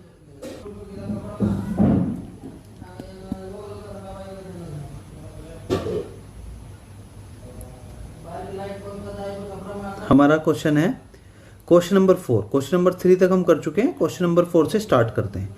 क्वेश्चन नंबर 4 है what do you mean by air pollution. Air pollution क्या होता है, डिस्क्राइब इट्स कॉजेज और the sources of air pollution, effects and control measures, कि हम उसके क्या इफेक्ट पड़ते, क्या क्या उसके कॉजेज हैं, किस वजह से एयर पोल्यूशन होता है, क्या क्या उसके इफेक्ट होता है इन्वायरमेंट पे, हेल्थ पे, ह्यूमन बीइंग पे, जो भी आपका इकोसिस्टम है उस पे, और हम कैसे उसे कंट्रोल कर सकते हैं। ये क्वेश्चन है 15, 16 और 17, 18 में आया है। अच्छा क्वेश्चन है, almost similar to water pollution and general जो हमने टर्म्स पढ़ा है, लेकिन हम इसे जल्दी से करते हैं, आपको इजीली आराम से समझ में आ जाएगा। Air pollution refers to the presence of harmful substances and pollutants in the earth's atmosphere. इसका सिंपल मतलब है, जो हमने बात पोल्यूशन की, हमारी डेफिनेशन क्या थी? पोल्यूशन की डेफिनेशन थी कि जब इन्वायरमेंट में, एटमॉस्फेयर में कोई भी हमारा हार्मफुल सब्सटेंस या पोल्यूटेंट या कंटेमिनेंट जो है एंटर कर जाता है, जिसका बहुत ही एडवर्स इफेक्ट होता है ह्यूमन बीइंग पे, एनिमल बीइंग पे, जितने भी लिविंग बीइंग्स हैं, बेसिकली प्लांट्स हैं, आपके फॉरेस्ट हैं, आप पूरे इकोलॉजी पे, पूरा इन्वायरमेंट पे जो भी एडवर्स इम्पैक्ट आता है उसे ही हम पॉल्यूशन कहते हैं, जिसे प्रदूषण कहते हैं। अब हम एयर पोल्यूशन की बात कर रहे हैं यहाँ पे, तो हम सिर्फ एयर क्वालिटी के रिलेटेड बात करेंगे कि इसकी वजह से एयर पोल्यूशन हो रहा है। यहाँ वाटर की बात नहीं करेंगे, सॉइल की बात नहीं करेंगे, सिर्फ और सिर्फ हम एयर की बात करने वाले हैं। तो अगर कोई प्रेजेंस ऑफ हार्मफुल सब्सटेंस हो जाए या पोल्यूटेंट हो जाए जो अर्थ के एटमॉस्फेयर में हो और जो मिक्स हो जाए एयर के साथ बेसिकली, और उससे क्या हो जाए, एयर की क्वालिटी डाउन हो जाए, डिग्रेड हो जाए, उसे ही हम बोलते हैं। These pollutants can be natural और ह्यूमन मेड। या तो नेचुरली हो सकता है या ह्यूमन मेड। जनरली आप देखते हो कि ह्यूमन मेड की वजह से ही होता है। ह्यूमन एक्टिविटीज जो हैं, जो आजकल हमने प्रैक्टिसेस स्टार्ट कर दी हैं different type of advancement and technology की हेल्प से, उसकी वजह से man made, human made mistakes ज्यादा है, जिसकी वजह से एयर पोल्यूशन हो रहा है रादर देन आपका नेचुरल, और have the adverse effect of human health, environmental health and the climate change. Right, ये हमारा एयर पोल्यूशन होता है। अब इसका सेकंड पार्ट आता है कि हम इसके कॉजेज या सोर्सेज क्या हैं, कहां से ये होता है, क्या क्या इसके मेन कॉजेज है। अगेन सेम जैसे हमने इंडस्ट्री वाला पढ़ा, व्हीकल वाला पढ़ा, पावर प्लांट, एग्रीकल्चर एक्टिविटी वाला, नॉर्मल पोल्यूशन में पढ़ा है, वाटर में पढ़ा, सिमिलरली इसमें होगा, बस इसका इंपैक्ट हम देखने वाले हैं एयर के रेस्पेक्ट में। फर्स्ट है हमारा इंडस्ट्रियल एमिशन। आपको सबको पता है कि जगह जगह आजकल इंडस्ट्री बन चुकी है। इंडस्ट्री का जो आउटपुट आता है, इंडस्ट्री का जो एमिशन होता है, जैसे वहां पे कंबशन हो रहा है फॉसिल फ्यूल का इंडस्ट्रीज में, तो उसमें बहुत सारे पोल्यूटेंट रिलीज हो जाते हैं, जैसे sulphur dioxide, nitrogen oxide and particulate matter, सीधे सीधे एक्सपोज होते हैं एयर में जाके, जिससे वो एयर में मिक्स होकर एयर की क्वालिटी को डाउन कर देते हैं। ये हमारा एक रीजन हुआ। फिर है व्हीकल एग्जॉस्ट। जितनी भी आजकल पॉपुलेशन ग्रोथ हो रही है, उसकी वजह से बहुत सारे व्हीकल हो रहे हैं, 2 व्हीलर्स, 4 व्हीलर्स, 3 व्हीलर्स, आपके मल्टीपल व्हीलर्स लाइक ट्रक हो गए या बड़े बड़े ट्रेलर हो गए, तो इनका एमिशन होता है, जो एग्जॉस्ट होता है, उससे क्या निकलती है, कार्बन मोनोऑक्साइड। वो भी अपने आप में एक पोल्यूटेंट है। कार्बन मोनोऑक्साइड, नाइट्रोजन ऑक्साइड और वोलेटाइल ऑर्गेनिक कंपाउंड निकलते हैं। तो इनकी वजह से क्या होता है, वो एयर में मिक्स हो जाते हैं, एटमॉस्फेयर में जाके एयर हमारी पॉल्यूट हो जाती है। सिमिलरली पावर प्लांट क्या करता है, पावर जनरेशन करता है, जो हमारे कन्वेंशनल वाले पावर प्लांट है। हम रिन्यूएबल वाली बात नहीं कर रहे, जो हमने लास्ट यूनिट में पढ़ा है। जैसे सोलर एनर्जी है, वो तो ग्रीन एनर्जी है, उसमें तो कुछ भी आपका पोल्यूटेंट नहीं निकलने वाला है। आपकी हम हाइड्रो एनर्जी की बात करें या हम बात करें विंड एनर्जी की बात करें, तो वो सब जो है उसकी बात नहीं कर रहे, जो कन्वेंशनल वाले चलते हैं, जिसमें हमारे कार्बन, हाइड्रोकार्बन टाइप के फॉसिल फ्यूल क्या होते हैं, बर्न होते हैं, जिसकी वजह से कार्बन एमिट होती है। Emission from the power plants, particularly those burning coal, जिसमें कोयले का जो कोल होता है उसे बर्न करते हैं, कॉन्ट्रीब्यूट टू एयर पोल्यूशन। कैसे? क्योंकि उसमें से जो बर्निंग होता है तो गैसेस निकलती हैं, जो नाइट्रोजन, सल्फर, ऑक्साइड्स और पर्टिकुलर मैटर टाइप निकलते हैं, और ये सीधे एयर में मिक्स हो जाते हैं। इट क्रिएट दी आपका air pollution. Agricultural activity fourth, agriculture activities हमें पता है कि हम लोग क्या कर रहे हैं आजकल, फर्टिलाइजर्स का यूज कर रहे हैं, पेस्टिसाइड्स का यूज कर रहे हैं, जिसकी वजह से अमोनिया, उनमें अमोनिया होता है, जो फर्टिलाइजर यूरिया जिसे हम बोलते हैं, यूरिया का एक्चुअली फॉर्मूला ही होता है, that is form with the help of ammonia, जो अमोनिया गैस होती है। जब ये केमिकल रिलीज होता है तो ये केमिकल जाता है बाद में एक्सपोज होकर एयर में जाएगा, तो पोल्यूट कर देगा और एयर में हमारा हो जाएगा एयर पोल्यूशन। चलिए फिफ्थ पॉइंट देखते हैं, डिफोरेस्टेशन। हमें सबको पता है कि डिफोरेस्टेशन हम ऑलरेडी लास्ट यूनिट में पढ़ चुके हैं। जब हम लार्ज स्केल पे पेड़ काटना स्टार्ट कर देते हैं तो उसे डिफोरेस्टेशन बोलते हैं। एंड लैंड यूज चेंजेस, और हमने क्या किया, उसका लैंड का जिस पर्टिकुलर यूज के मोटिव के लिए यूज करना था, उसे ही यूज ही हमने चेंज कर दिया। Destruction of forest and changes in the land use can release the stored carbon and contribute to air pollution. अगर डिफोरेस्टेशन आपने कर दिया है तो डिफोरेस्टेशन क्या करता था, फॉरेस्ट आपके क्या करते हैं, कार्बन डाइऑक्साइड को एब्जॉर्ब करते हैं, लेकिन अब वो फॉरेस्ट ही नहीं रहेंगे तो कार्बन डाइऑक्साइड ओपन रहेगी एयर में, जिससे वो एयर क्वालिटी पोल्यूट हो जाएगी और एयर पोल्यूशन क्रिएट हो जाएगा। वेस्ट मैनेजमेंट, जितना भी हमारा वेस्ट है हम क्या करते हैं, कहीं भी डाल देते हैं, इम्प्रॉपर डिस्पोजल करते हैं, and burning of waste release the pollutant such as dioxins and particular matter into the air. जो हमारा कोई भी सॉलिड वेस्ट है या किसी भी टाइप का वेस्ट है, हम उसे प्रॉपर जगह डंप नहीं कर रहे हैं, रिसाइकिल नहीं कर रहे हैं, रीयूज नहीं कर रहे हैं, उसे बायोडिग्रेडेबल की फॉर्म में नहीं है अगर वो है हमारा, तो वो कहीं भी आप डाल दोगे, कहीं उसे जला दोगे, उससे जो गैसेज रिलीज होंगी वो अल्टीमेटली एयर में जाएंगी, एटमॉस्फेयर में जाएंगी और हमारा हो जाएगा पूरा एयर पॉल्यूशन। नेचुरल सोर्स की बात करते हैं हम। चलिए, नेचुरल सोर्स क्या होता है, जैसे wild fires, volcanic eruptions and dust storms can contribute to air pollution. मतलब क्या होता है कि नेचुरल सोर्स का मतलब होता है जिसमें मैन मेड कोई नहीं है, वो नेचुरली है। वोल्केनो मतलब जो होता है, वोल्केनो आप जानते हैं, वोल्केनो इरप्शन, अगर वोल्केनो आपका फट गया, उसमें बहुत एकदम से हीट निकलती है, बहुत वेस्टेज निकलती है, बहुत गैसेस निकलती हैं जो एनवायरनमेंट में जाती है, लेकिन ये नेचुरल है। इट इज नॉट लाइक कि आप ऐसा बोल सकते हो कि ये मैन मेड है। वोल्केनो का इरप्शन अपना एक नेचुरल प्रोसेस है। वाइल्ड फायर्स, जो अगर जंगल में कुछ आग लग गई बिना किसी की वजह से, तो वो भी अपने आप में आपकी गलती नहीं है, आपकी ह्यूमन मेड मिस्टेक नहीं है, तो नेचुरल सोर्सेज हैं, इनकी वजह से भी हो सकता है। But again I will say कि अगर ये आपका 5 से 10% है तो 90% कॉन्ट्रीब्यूशन हमारा खुद का मैन मेड का है। डिफॉरेस्टेशन हम खुद कर रहे हैं, वेस्ट मैनेज हम सही से खुद नहीं कर रहे हैं, बाकी जो भी हम अदर पढ़ चुके हैं वो सब मैन मेड है, एग्रीकल्चर वाला हुआ। फिर हम बात करते हैं नेक्स्ट, तो अभी आता है हमारा इफेक्ट ऑफ एयर पोल्यूशन। ये हमने साथ देख लिया, effect of air pollution. Air pollution का इफेक्ट क्या है एक्चुअली, आपको पता है इसका? तो मतलब जैसे नॉर्मल पोल्यूशन कोई भी है, उसका आपकी हेल्थ पे भी, इन्वायरमेंट पे भी, हर एंगल से उसका नेगेटिव इंपैक्ट जाने वाला। सेम वाटर पोल्यूशन के केस में, एयर पोल्यूशन के। लेकिन एयर पोल्यूशन के केस में मतलब जो एयर पोल्यूशन है, जो एयर क्वालिटी हमारी खराब हुई है, उसे कंजप्शन से या उससे आपकी हेल्थ पे, आपके एनवायरनमेंट पे क्या इंपैक्ट पड़ने वाला है, हम पढ़ने वाले हैं। रेस्पिरेटरी इश्यूज, मतलब जो सांस लेते हैं आप, आपका जो ब्रीथ इन ब्रीथ आउट है, वो उस पे उस वजह से बहुत सारा इश्यूज आ सकते हैं। Exposure to air pollutants can lead to respiratory problems including asthma आपको हो सकता है, ब्रोंचिटिस हो सकती है, अदर लंग डिसीज हो सकती है।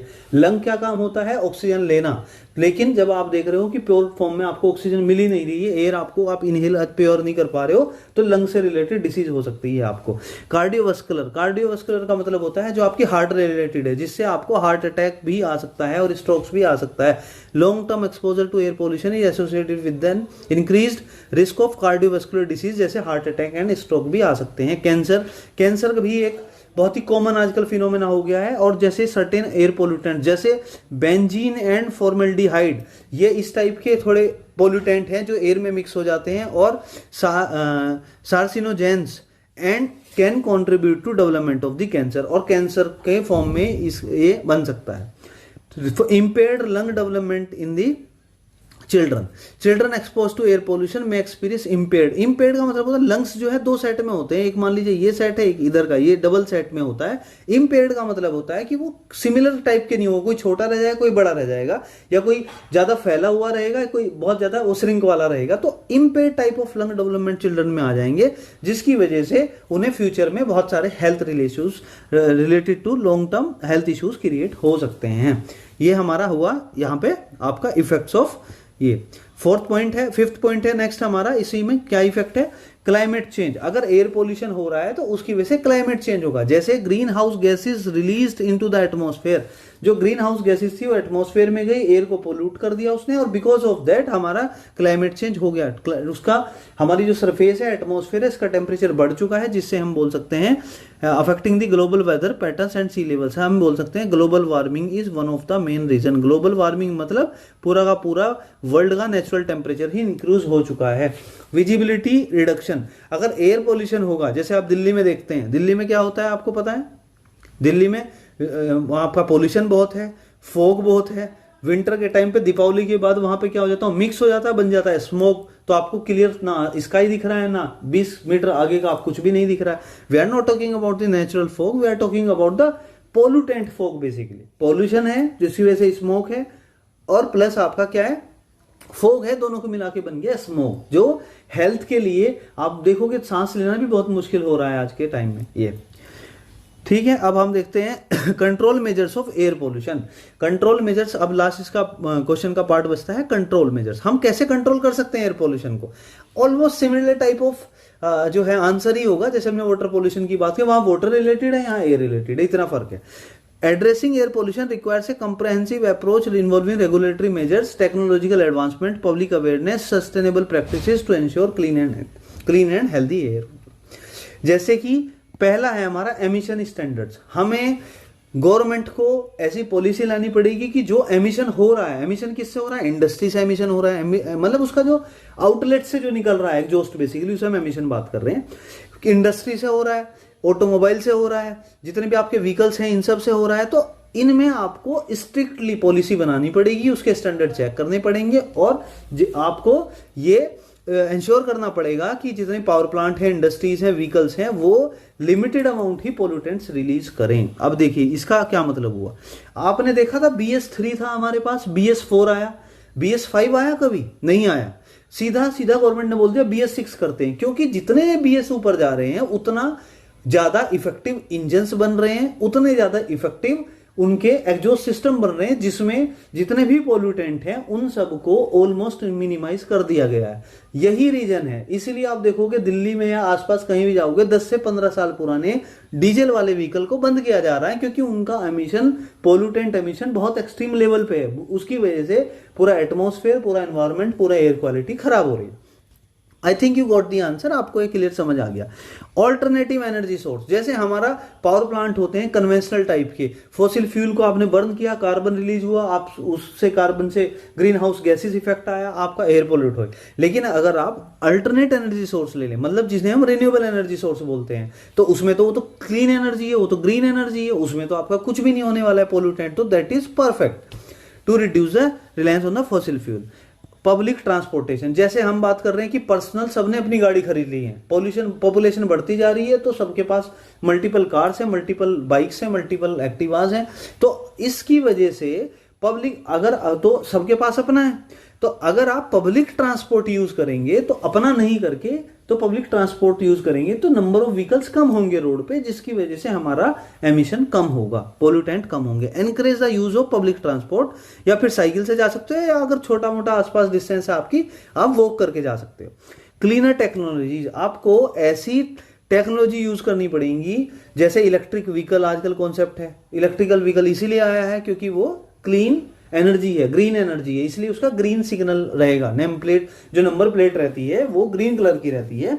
तो ये व्हीकल्स आपका क्लीनर है, तो ऐसी टेक्नोलॉजी अडॉप्ट करनी पड़ेगी जिससे हमें जो है पॉपुलेशन ना हो, जिससे हमारा पोल्यूशन क्रिएट ना हो, जिससे एमिशन में ऐसा ना हो। ठीक है, नेक्स्ट देखते हैं। 5th पॉइंट है इसका एफोरेस्टेशन एंड ग्रीन स्पेसेस। देखो, एक डिफोरेस्टेशन होता है। डिफोरेस्टेशन मतलब क्या होता है कि पेड़ आपने काट दिए। एफोरेस्टेशन का मतलब होता है आप पेड़ लगा रहे हैं, planting the trees, that is known as afforestation. And creating the green spaces can help absorb pollutants and improve the quality.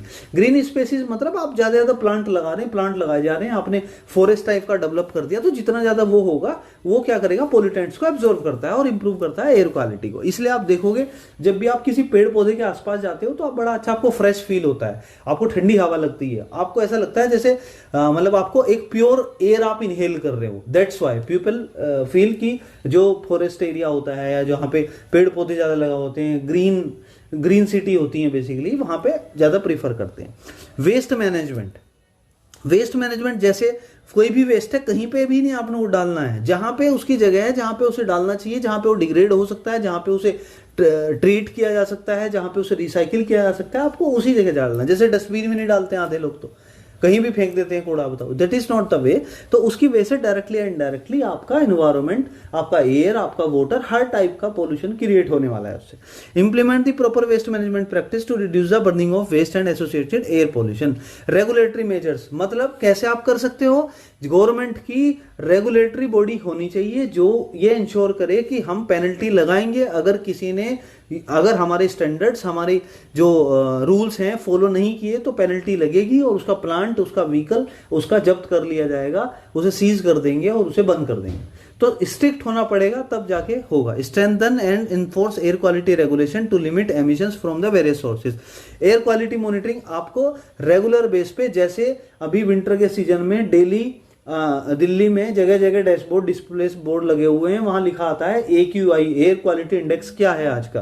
Google करोगे आप, हर चीज़ का आता है एयर क्वालिटी इंडेक्स क्या है। तो हमें रेगुलर बेसिस पे एयर की क्वालिटी मॉनिटर करनी है, सो दैट हमें पता चले कि कब हमारा पोल्यूटेंट का इफेक्ट ज़्यादा आ रहा है, सो दैट वी कैन मतलब implement the solution as soon as possible.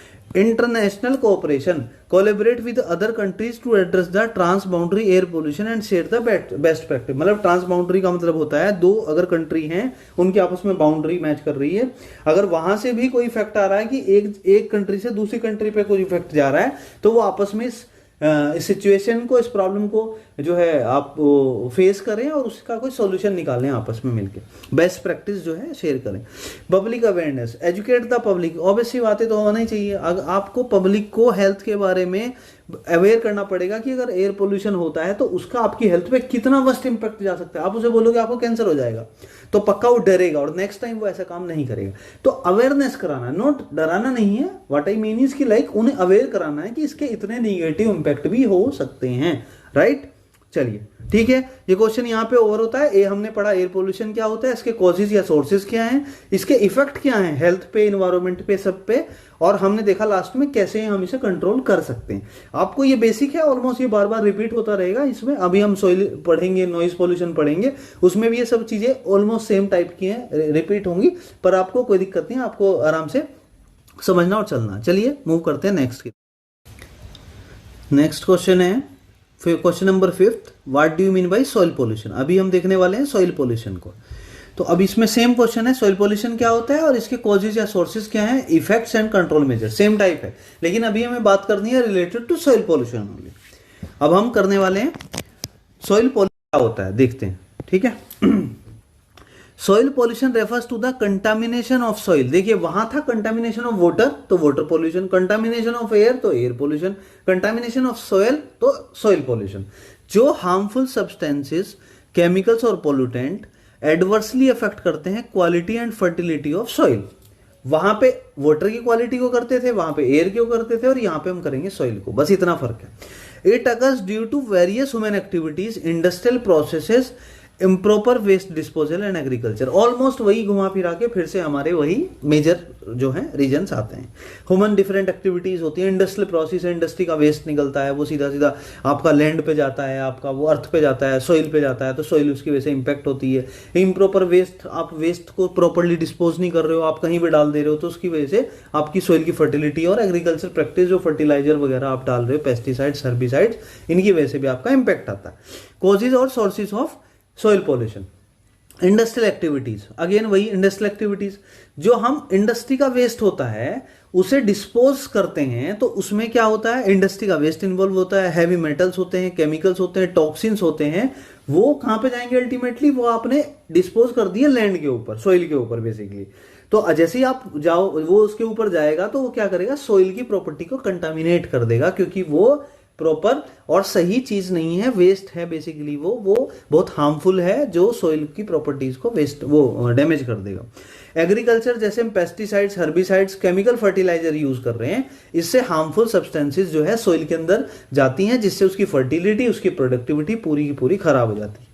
Mining activity हम करते हैं, जैसे हमने मिनरल्स को निकालना है तो उसके लिए माइनिंग एक्टिविटी कर रहे हैं, वहां पे हम एक्सकेवेशन कर रहे हैं, बहुत टाइप की मशीन ला रहे हैं, जिसकी वजह से बहुत सारे ऑपरेशंस हम करते हैं, जिससे हमें ऐसे ऐसे पोल्यूटेंट हमारे और हैवी मेटल ऐसे रिलीज होते हैं, जो जैसे सेडिमेंट की फॉर्म में, जो सॉइल को डिग्रेड कर देते हैं, क्योंकि वो तो फ्लो होके सॉइल के ऊपर ही जाने वाले हैं, अर्थ के ऊपर ही जाने वाले हैं, तो जिससे हमारा सॉइल डिग्रेड हो जाएगा। इम्प्रॉपर वेस्ट डिस्पोजल, जो हमारा वेस्ट है बेसिकली, जो हम वेस्ट है, अगेन फिर से वही बार बार वही रिपीट करना पड़ रहा है बेसिकली, क्योंकि ये क्वेश्चंस हैं अलग टाइप के। बाकी आपको पहले अगर समझ में आ गया तो अल्टीमेटली वही करना है, बस लिंक करना है उसे सॉइल से, that's it. This incorrect disposable and solid waste including the plastic and hazardous material contribute to soil pollution।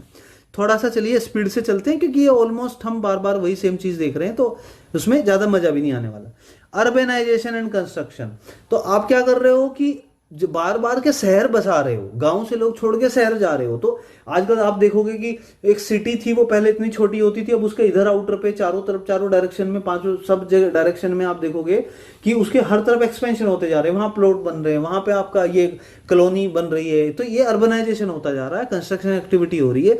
जो कंस्ट्रक्शन एक्टिविटी होती है उसकी वजह से सोइल इरोजन होता है। एक्सकेवेट जब हम करते हैं, सोइल को हटाते हैं, बार बार खोदते रहते हैं, and introduction of pollutant such as cement and construction waste जो हमारा उसमें सोइल में जाएगा, ये सोइल के ऊपर कुछ टाइम के लिए रहेगा, उसकी वजह से उसका सोइल की प्रॉपर्टीज डैमेज हो जाएंगे। ऑयल स्पिल जो हम पढ़ चुके हैं कि किसी एक्सीडेंट की वजह से, किसी भी रीजन की वजह से, अगर जो बड़े बड़े टैंकर में हमारे ऑयल आ रहे हैं, पेट्रोल डीजल सब ये आ रहा है, या हम एक्सप्लोर जब कर रहे हैं उसे ऑफशोर में जाके, तो जब उस टाइम पे, ट्रांसपोर्टेशन के टाइम पे, एक्सप्लोरेशन के टाइम पे, एक्सट्रैक्शन के टाइम पे, अगर वो स्पिल हो जाता है, मतलब गिर जाता है, क्योंकि वो ऐसे नहीं है कि आपका 1 लीटर ऑयल है, that is in millions of, like अगर हम बात करें कि कितने लाखों आप इसमें क्यूबिक मीटर क्यूब, या आप वॉल्यूम में बात करेंगे अगर, तो कितने लीटर होता है बेसिकली। तो अगर वो ऐसे गिरेगा, फैलेगा, तो क्या होगा, उसका पूरी की पूरी प्रॉपर्टीज वहां पे डिग्रेड कर देगा। अगर सोइल के ऊपर गिरेगा तो, अर्थ के ऊपर गिरेगा तो सोइल की प्रॉपर्टी कर देगा कंटामिनेट। डिफोरेस्टेशन, अगेन फिर वही बात आती है। डिफोरेस्टेशन मतलब क्या होता है, बहुत सारे फॉरेस्ट ट्रीज को आपने एक साथ कट कर दिया, जिसकी वजह से आपकी सोइल की जो बॉन्डिंग पावर है, जो बाइंडिंग पावर है, वो खत्म हो जाएगी। और फॉरेस्ट क्या करते हैं, पोल्यूटेंट को फिल्टर करने का काम करते हैं, लेकिन अब फिल्टर नहीं कर पाएंगे, तो जिसकी वजह से सोइल का डिग्रेडेशन हो जाएगा। एग्रोकेमिकल्स, एग्रोकेमिकल्स का मतलब है एग्रीकल्चर जब आप कर रहे हो तो उसमें आप agrochemical, over use and improper application of agrochemicals, जैसे फर्टिलाइजर्स होते हैं, पेस्टिसाइड्स होते हैं, वो उसकी वजह से हमारा सॉइल पोल्यूशन हो सकता है। सेम टाइप का, इसलिए हम थोड़ा फास्ट चल रहे हैं। फिर हम बात करते हैं इसमें आपका इफेक्ट। अभी तक तो हमने रूट कॉजेज देख लिए, इसके सोर्सेज क्या थे, अब हम देख रहे हैं effects of soil pollution. Soil pollution का क्या, पहले तो reduce soil fertility. Soil pollution, हम सॉइल से रिलेटेड बात करेंगे। सॉइल की फर्टिलिटी कम हो जाएगी अगर सॉइल पोल्यूटेड हो गई, जो नेचुरल नहीं रही, जो उसकी प्रॉपर्टी होनी चाहिए थी एक परफेक्ट प्रोडक्शन देने के लिए, एक परफेक्ट क्रॉप, फसल जो है उगाने के लिए जो होनी चाहिए थी, अब उसकी तो फर्टिलिटी डाउन हो चुकी है, क्योंकि वो तो पोल्यूट हो चुका है। तो इसीलिए decline in nutrients level affecting the fertility of soil and agriculture productivity.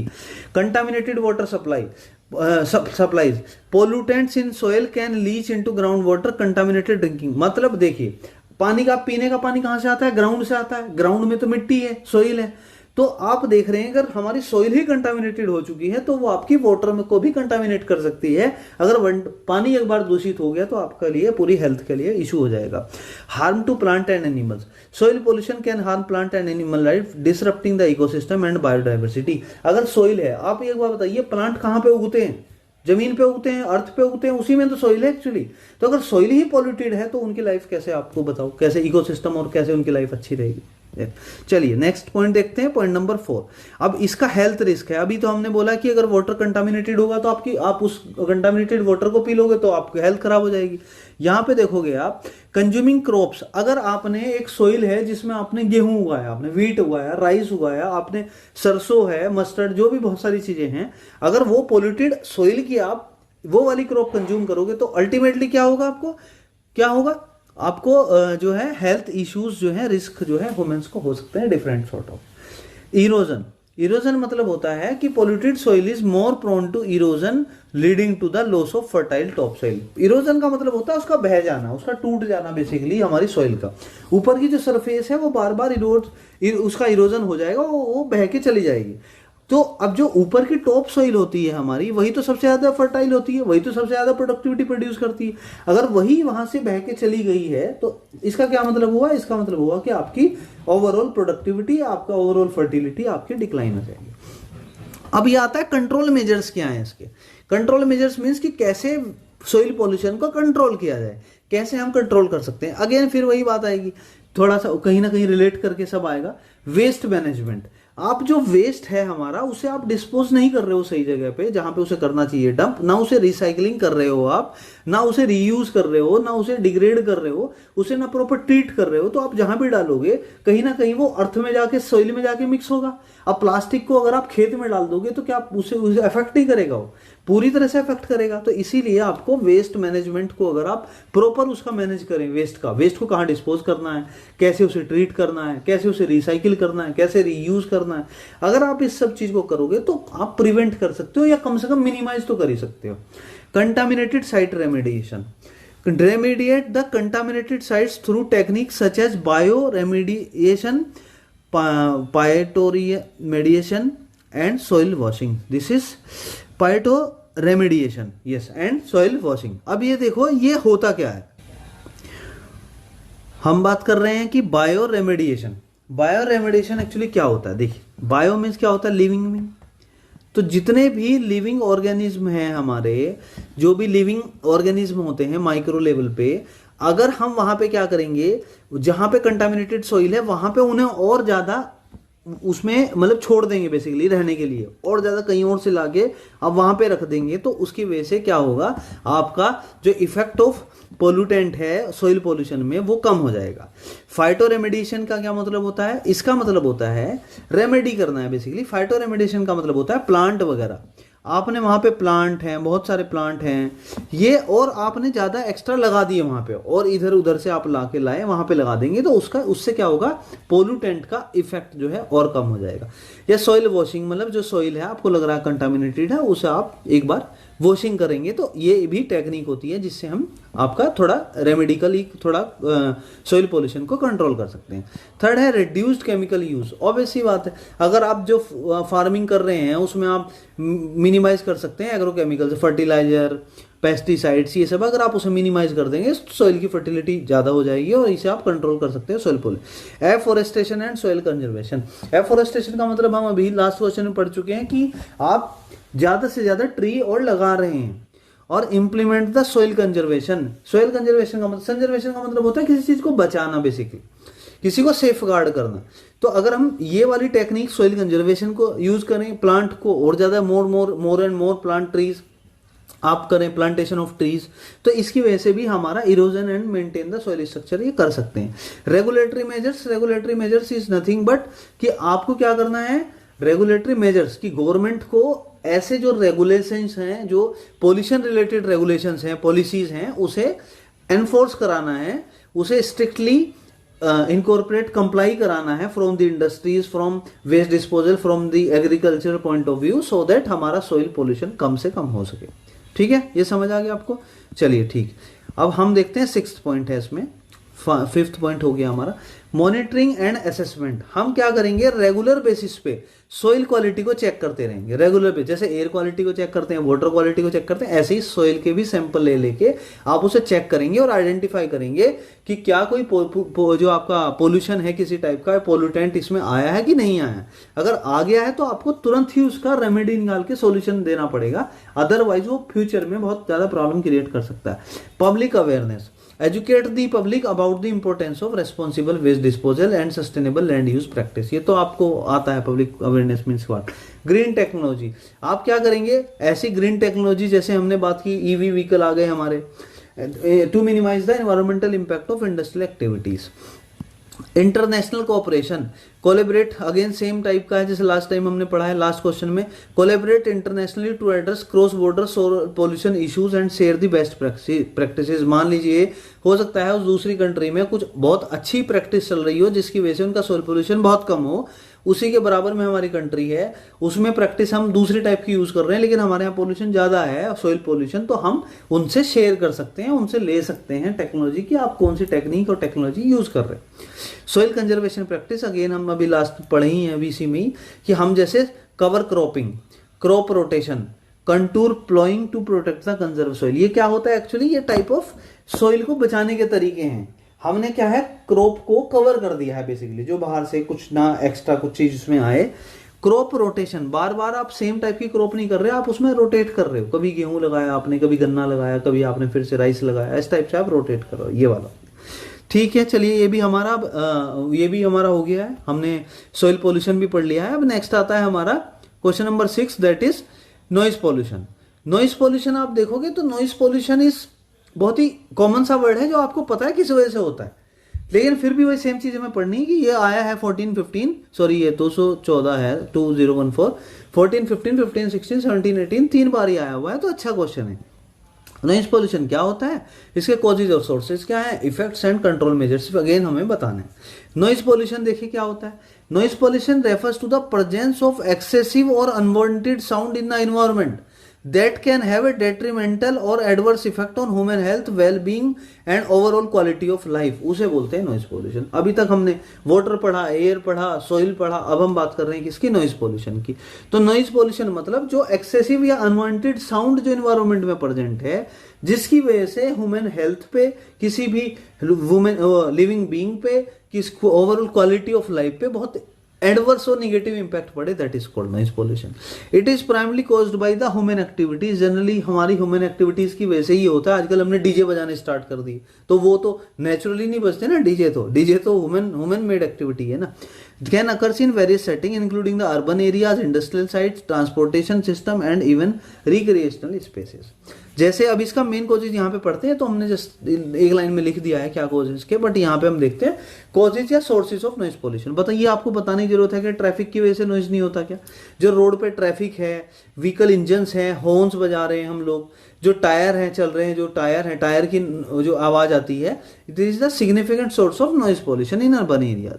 Industrial activities क्या है, जो मशीन है, मशीन भी आवाज करती है, मशीन चल रही है। आप आटा चक्की देख लो, आप आटा चक्की आपकी वो कितनी आवाज करती है। इक्विपमेंट बहुत सारे लगते हैं, जैसे ड्रिलिंग मशीन हुआ आपका, रिग हुआ आपका, क्रेन हुआ, एक्सकेवेटर हुआ, जितने भी टाइप की मशीन है आपका, सब इक्विपमेंट है, सब आवाज करते हैं। प्रोसेस इन इंडस्ट्रीज, जैसे कोई प्रोसेस हो रहा है, पीसने का है, आटा चक्की की बात कर लेते हैं, तो पीसने के प्रोसेस में अपने आप बहुत तेज आवाज आती है, तो जनरेट है हाई लेवल ऑफ नॉइज। इसकी वजह से होता है हमारा नॉइज पोल्यूशन।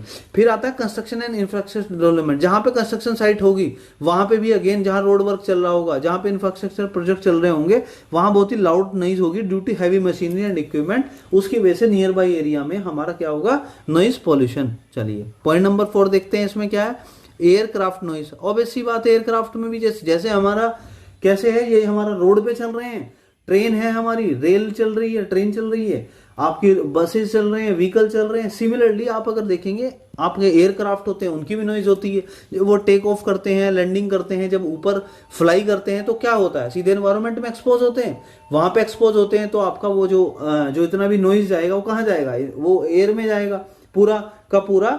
उस जगह क्या होगा, नियर एयरपोर्ट के आसपास आपका पूरा नॉइज पॉल्यूशन क्रिएट कर देगा। रेलवे नॉइज सेम, जैसे हमने वहां पे पढ़ा, अभी ट्रैफिक वाला सेम रेलवे का है। Train and associated railway operations can generate noise particularly in densely populated area. जो डेंसली पॉपुलेटेड एरिया है वहां पे ज्यादा इसका इफेक्ट आता है। Recreational activities, recreational activities means कि जैसे हम कंसर्ट कर रहे हैं, मतलब कहीं पे फंक्शन चल रहा है, कोई शादी चल रही है, कोई स्पोर्ट्स चल रहा है, फायरवर्क चल रहा है दीपावली पे या होली पे या फिर आपका ईद पे या किसी भी टाइप का हो सकता है। जो सेलिब्रेशन है, हम तो वर्ल्ड कप जीत जाते हैं उसी को सेलिब्रेट करते हैं, कोई आईपीएल जीत जाते हैं उसी पे सेलिब्रेशन चलता है। तो उन सब की वजह से क्या होता है, बेसिकली नॉइज होता है। Household appliances, house hold क्या होता है, जैसे वैक्यूम क्लीनर आजकल यूज करते हैं, एयर कंडीशनर, एसी है, एसी के पीछे आप देखोगे आ रहा है, लाउड म्यूजिक सिस्टम है, घर में डीजे चल रहे हैं सुबह शाम। तो इन सब चीजों की वजह से आपका क्या होता है, हाउस होल्ड अप्लायंसेज भी क्रिएट कर सकते हैं ये। अर्बनाइजेशन, अर्बनाइजेशन मीन्स कि आप higher population density and more source of इतना, और जितना जितना लोग गांव से, गांव क्या है, शांत जगह होती है, लोग कम रहते हैं, क्षेत्रफल ज्यादा होता है एरिया उनके पास। पर सिटी में क्या होता है, छोटे छोटे घर हैं, सब लोग वहां से जितने सिटी में आने स्टार्ट हो गए तो डेंसिटी ज्यादा हो गई, ज्यादा लोग रहेंगे तो बात करेंगे, मतलब बात करेंगे या किसी भी फॉर्म में बोल सकते हैं। तो जितनी पॉपुलेशन डेंसिटी होगी उतना ही आपका नॉइज का रहेगा। ये हमने कुछ जो है रूट कॉजेज देखे, इसके सोर्सेज क्या थे नॉइज पोल्यूशन के। अब इसके हम देख लेते हैं इफेक्ट्स क्या है नॉइज पोल्यूशन के। हियरिंग डैमेज, सबको पता है, अगर नॉइज पोल्यूशन ज़्यादा है तो आपको क्या होगा, आपके जो कान है, हियरिंग आपको डैमेज कर हो जाएंगे।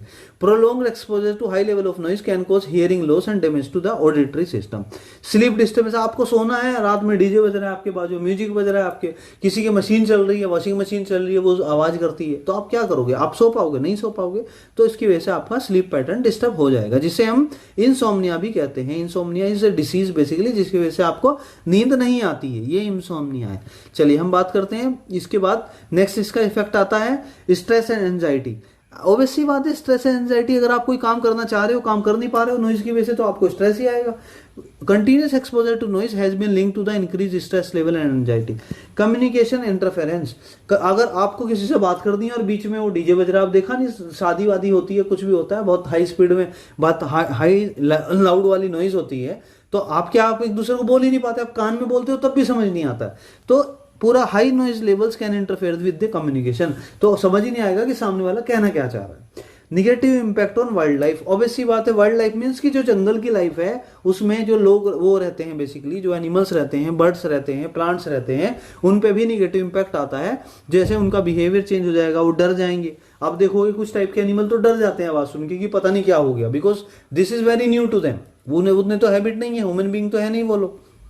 हेल्थ इश्यूज, हेल्थ इश्यूज कैसे होगा, जैसे अगर आप कार्डियोवास्कुलर प्रॉब्लम एंड हाइपरटेंशन, जैसे कि अगर आप बहुत तेज में डीजे बजा रहे हैं, मान लीजिए वाइब्रेशन भी क्रिएट हो रहा है और बहुत नॉइज भी हो रहा है, तो किसी किसी के हार्ट पे भी उसका डायरेक्ट इंपैक्ट पड़ सकता है, तो कार्डियोवास्कुलर डिसीज और हाइपरटेंशन भी हो सकता है। Impaired cognitive function, exposure to constant noise can impair the concentration, मतलब इम्पेयर मतलब होता है कि वो डिसबैलेंस कर देगा आपकी मेमोरी, ओवरऑल कोग्निटिव फंक्शन जो होते हैं आपके, कंसंट्रेशन नहीं बना पाओगे आप, आपकी मेमोरी उतनी शार्प नहीं हो पाएगी, तो ये सब भी आपका इसका इम्पैक्ट पड़ता है। ठीक है, लास्ट में हम पढ़ने वाले हैं इसका control measure of noise pollution. अब हमारा इसका कंट्रोल मेजर क्या है, कैसे नॉइज पोल्यूशन को कम किया जाए, ये आपको पता है कुछ हद तक तो, लेकिन चलिए देखते हैं। Noise regulations and zoning, implement and enforce the regulation on acceptable noise level for different zones including the residential, commercial, industrial estate। मतलब देखिए, अगर आपका इंडस्ट्रियल इंक्लूड रेजिडेंशियल एरिया है, गवर्नमेंट ने क्या रूल निकाला है, जहां भी रेजिडेंशियल एरिया है 10 बजे के बाद आप डीजे नहीं बजा सकते हो, तो अलग अलग जोन यानी कि एरिया के हिसाब से ये गवर्नमेंट ने कुछ लेवल, एक्सेप्टेबल नॉइज लेवल है। जैसे ह्यूमन की जो मतलब एक्सेप्टेंस रेंज है वो कम होती है, वो ज्यादा रेंज नहीं होती है, तो अगर आप जबरदस्ती डीजे बजाने लगोगे हाई डीबी में, डेसिबल इसकी यूनिट होती है, हाई इंटेंसिटी के साथ, तो क्या होगा, अल्टीमेटली आपको नेगेटिव इंपैक्ट डालेगा। तो इसलिए गवर्नमेंट ने पॉलिसी बनाई है कि डिफरेंट जोन के हिसाब, अगर कहीं पे पशु रह रहे हैं, एनिमल्स हैं, प्लांट्स हैं, वहां के लिए अलग फ्रीक्वेंसी है, वहां के लिए अलग लेवल है, अपर लेवल। जो ह्यूमन बीइंग है, रेजिडेंशियल एरिया उसके लिए अलग है, इंडस्ट्रियल एस्टेट के लिए अलग है, एरिया के लिए। तो इसीलिए आप देखोगे जनरली इंडस्ट्रियल एरिया कभी भी आपके सिटी में नहीं होता, आउटर में होता है। उसके पीछे ये भी एक one of the major factor है।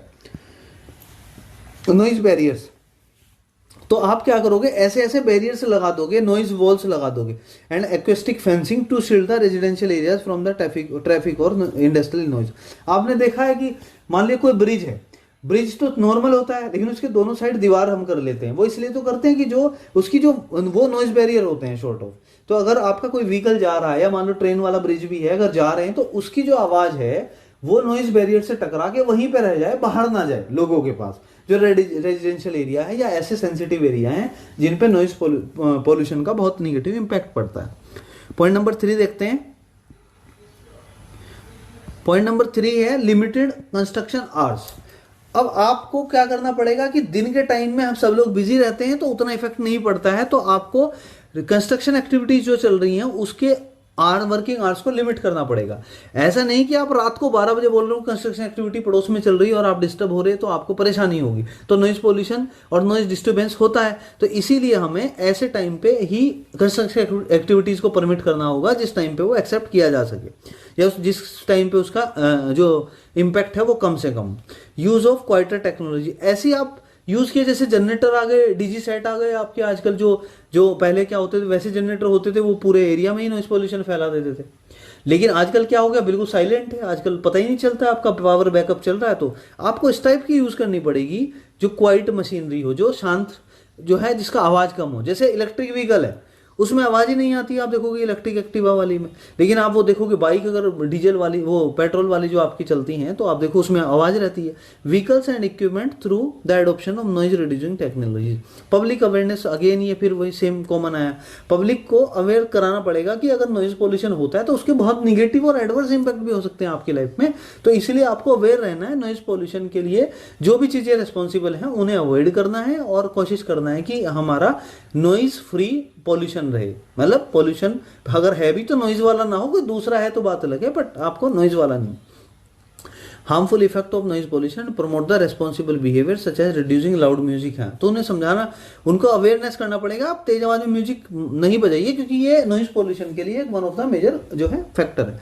ग्रीन स्पेसिस, फिर से create and preserve the green spaces, जैसे पार्क होते हैं, आपके फॉरेस्ट होते हैं, वो भी ग्रीन में आता है। जो नेचुरल एरियाज हैं जो बफर का काम करते हैं against the noise pollution. Traffic management, traffic को आपको क्या करना पड़ेगा, ट्रैफिक मैनेजमेंट स्ट्रेटजीज लानी पड़ेंगी, जिससे कंजेशन मीन्स क्या होता है कि एक साथ जाम लगा पड़ा है, 10-10 घंटे का जाम लगा पड़ा है, उन सब चीजों को मैनेज करना पड़ेगा। अगर एक साथ 100 ट्रैफिक हॉर्न बजाएंगे तो सोचो कितना नॉइज पोल्यूशन होगा।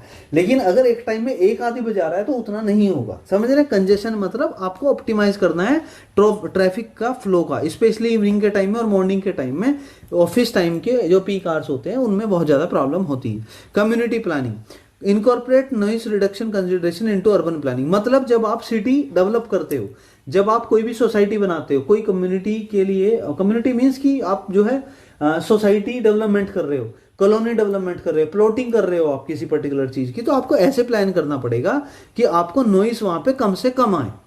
अगर बाजू में हाईवे जा रहा है तो उसकी आवाज यहाँ इधर कम से कम आए, तो आपको कुछ ना कुछ इस टाइप की प्लानिंग करके चलना पड़ेगा जब भी आप प्रोजेक्ट इस टाइप के बनाएंगे। एनफोर्समेंट ऑफ नॉइज स्टैंडर्ड्स, मतलब क्या हुआ कि आपको नॉइज की जितनी कैपेसिटी है, जितनी लिमिट है जो गवर्नमेंट ने बनाई है, जितनी भी पॉल्यूशन डिपार्टमेंट ने, मिनिस्ट्री ऑफ जो एनवायरनमेंट है उसने ये डिसाइड कर रखा है, स्टैंडर्ड नॉर्म्स एंड रूल्स बना रखे हैं कि आपको इन्हें फॉलो करना पड़ेगा। अगर आप नहीं फॉलो करते हो तो आपको पेनल्टी देनी पड़ेगी, आपका लाइसेंस बंद हो जाएगा, आपका कुछ भी, आपको मतलब जेल होगी या जो कुछ भी आपको इस टाइप से करना पड़ेगा, और स्ट्रिक्टली इसे इनकॉर्पोरेट और कंप्लाई कराना पड़ेगा, तभी जाके कंट्रोल में आएगा। इनोवेटिव बिल्डिंग डिजाइन, अभी जो बिल्डिंग डिजाइन बन रही है मान लो पुराने वाली बन रही है, लेकिन जैसे थिएटर में आप जाते हो, अगर आप याद रखो थिएटर में मूवी देखने जाते हो तो उसी स्क्रीन में आपको आवाज आती है, आगे जाओगे आप बाहर आवाज ही नहीं आती है, तो आपको साउंड प्रूफिंग वाली बिल्डिंग इस टाइप की बनानी पड़ेगी जिससे बाहर का नॉइज आपके पास ना आए इंडोर स्पेसेस में। राइट, चलिए ठीक है, ये भी हमने पढ़ा, अभी नॉइज पोल्यूशन भी पढ़ लिया। अब इस यूनिट का लास्ट टॉपिक बचता है, that is what do you mean by solid waste management. Solid waste क्या होता है, उसका मैनेज कैसे करते हैं और उसके स्टेप्स बताने, जो कि बहुत इजी हैं, एक बार थोड़ा सा आप देखेंगे तो क्लियर हो जाएगा। ठीक है, चलिए स्टार्ट करते हैं इसके कैसे हम मैनेज करते हैं ये वाला। अब देखिए सॉलिड वेस्ट क्या होता है, कोई भी डिस्कार्डेड और amended material often generated from the human activities which are not in gaseous or liquid state is known as solid waste। जैसे आपके जूते फट गए, शूज जो हैं आपके, उसे आपने फेंक दिया तो वो क्या है, वो भी अपने आप में एक सॉलिड वेस्ट है। आप समझे, वो तो लिक्विड नहीं है ना गैस है, तो क्या है, वो सॉलिड वेस्ट है। तो आप ऐसे समझिए जैसे पॉलिथीन आपने फेंक दिया, पॉलिथीन भी ना गैस स्टेट में है ना लिक्विड स्टेट, क्या है, सॉलिड स्टेट है। तो सॉलिड वेस्ट बेसिकली क्या है, वो है जिस भी कोई भी चीज को जो आपने फेंक दिया है, जो ना लिक्विड स्टेट में थी ना गैस स्टेट में थी, उसे आपने फेंक दिया, बेसिकली अबेंडन कर दिया है, तो जिससे ह्यूमन एक्टिविटीज की वजह से होता है जो जनरली, तो इसे ही हम सॉलिड वेस्ट करते हैं। इट एनकम्पासेस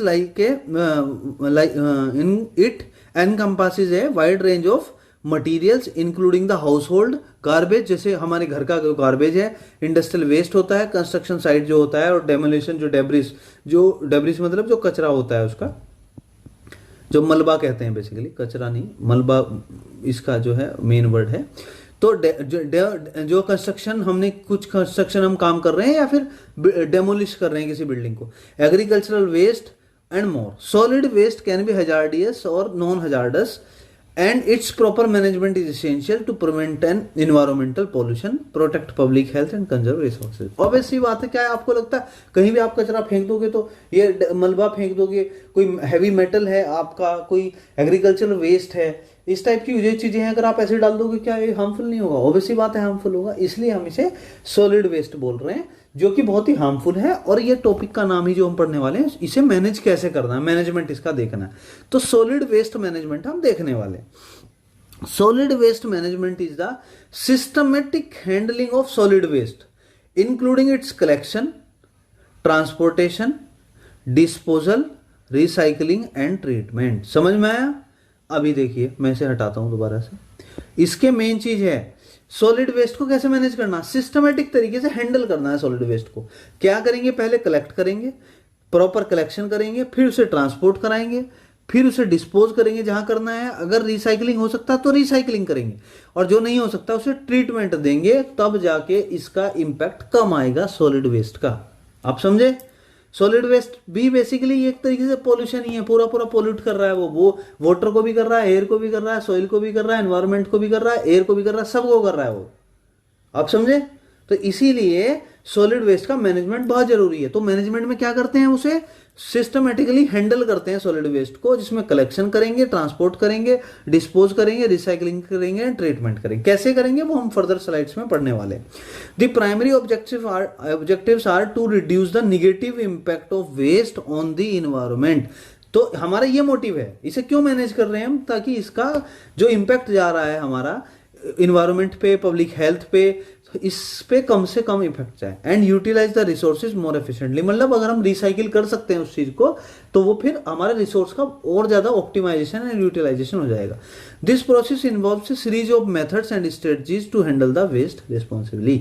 वो क्या होता है अब हम नेक्स्ट स्लाइड में देखने वाले हैं। देखिए हमारा आ गया स्टेप्स और methods of solid waste management. आप थोड़ा ध्यान देंगे ना, इस पे फोकस देंगे 10 मिनट के लिए, 5 मिनट के लिए, तो आपको 1 सेकंड में समझ में आ जाएगा। हमने क्या बोला था अभी इससे लास्ट उसमें कि सॉलिड वेस्ट मैनेजमेंट क्या है, सिस्टमेटिकली हैंडल करना है। पहले कलेक्शन करना है, फिर ट्रांसपोर्टेशन करना है, फिर आपको उसे डिस्पोज करना है, बेसिकली कैसे डिस्पोज करना है, फिर उसे ट्रीटमेंट करना है, रिसाइकलिंग करना है। ये इसके हमारे मेन मेथड थे। और इसके बाद एक और लास्ट है जो हम नेक्स्ट में देखेंगे, नेक्स्ट स्लाइड में।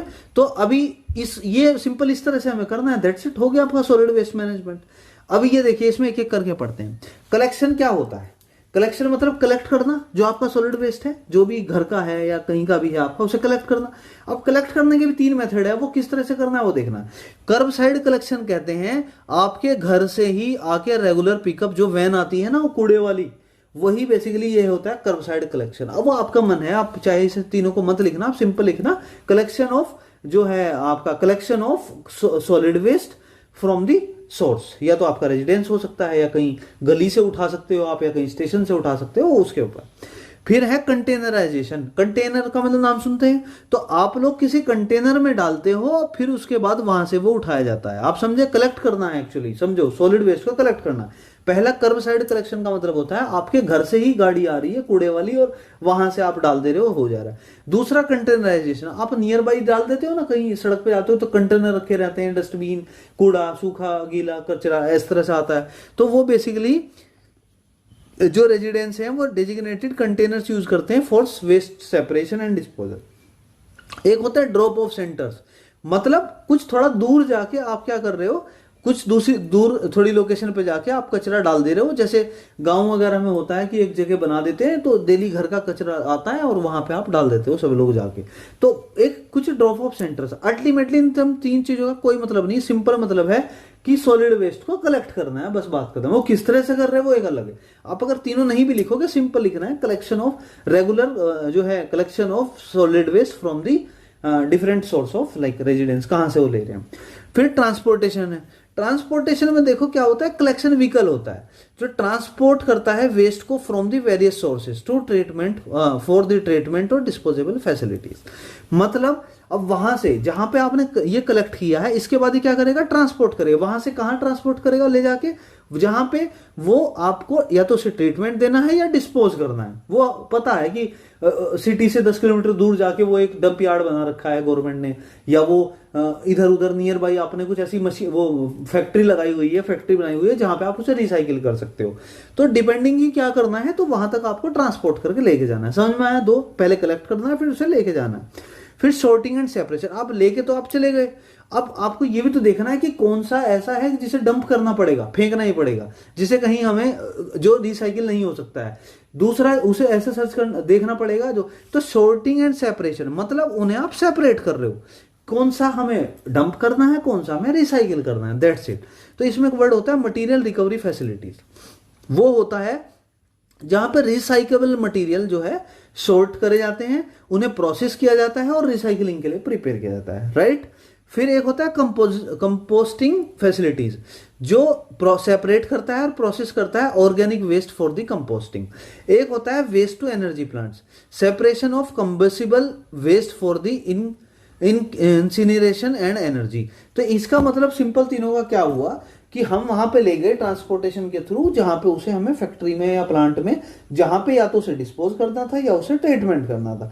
तो अब हम क्या करेंगे, बेस्ड ऑन दी रिक्वायरमेंट, जैसे कि हमें लगता है कि कुछ मटेरियल रिसाइकिल हो सकते हैं तो हम उसे रिसाइकलिंग करते हैं। जो अगर हमें लगता है उसका कंपोस्टिंग हो सकता है तो ऑर्गेनिकली हम उसे कंपोस्ट करते हैं। कंपोस्ट मतलब जो जिसमें कार्बन्स होते हैं, हाइड्रोकार्बन्स होते हैं, कुछ टाइम के लिए आपने उसे रख दिया तो उसमें बैक्टीरिया वायरस जनरेट होके वो उसे कंपोस्ट कर देते हैं, मतलब जो डिग्रेड हो जाते हैं बेसिकली।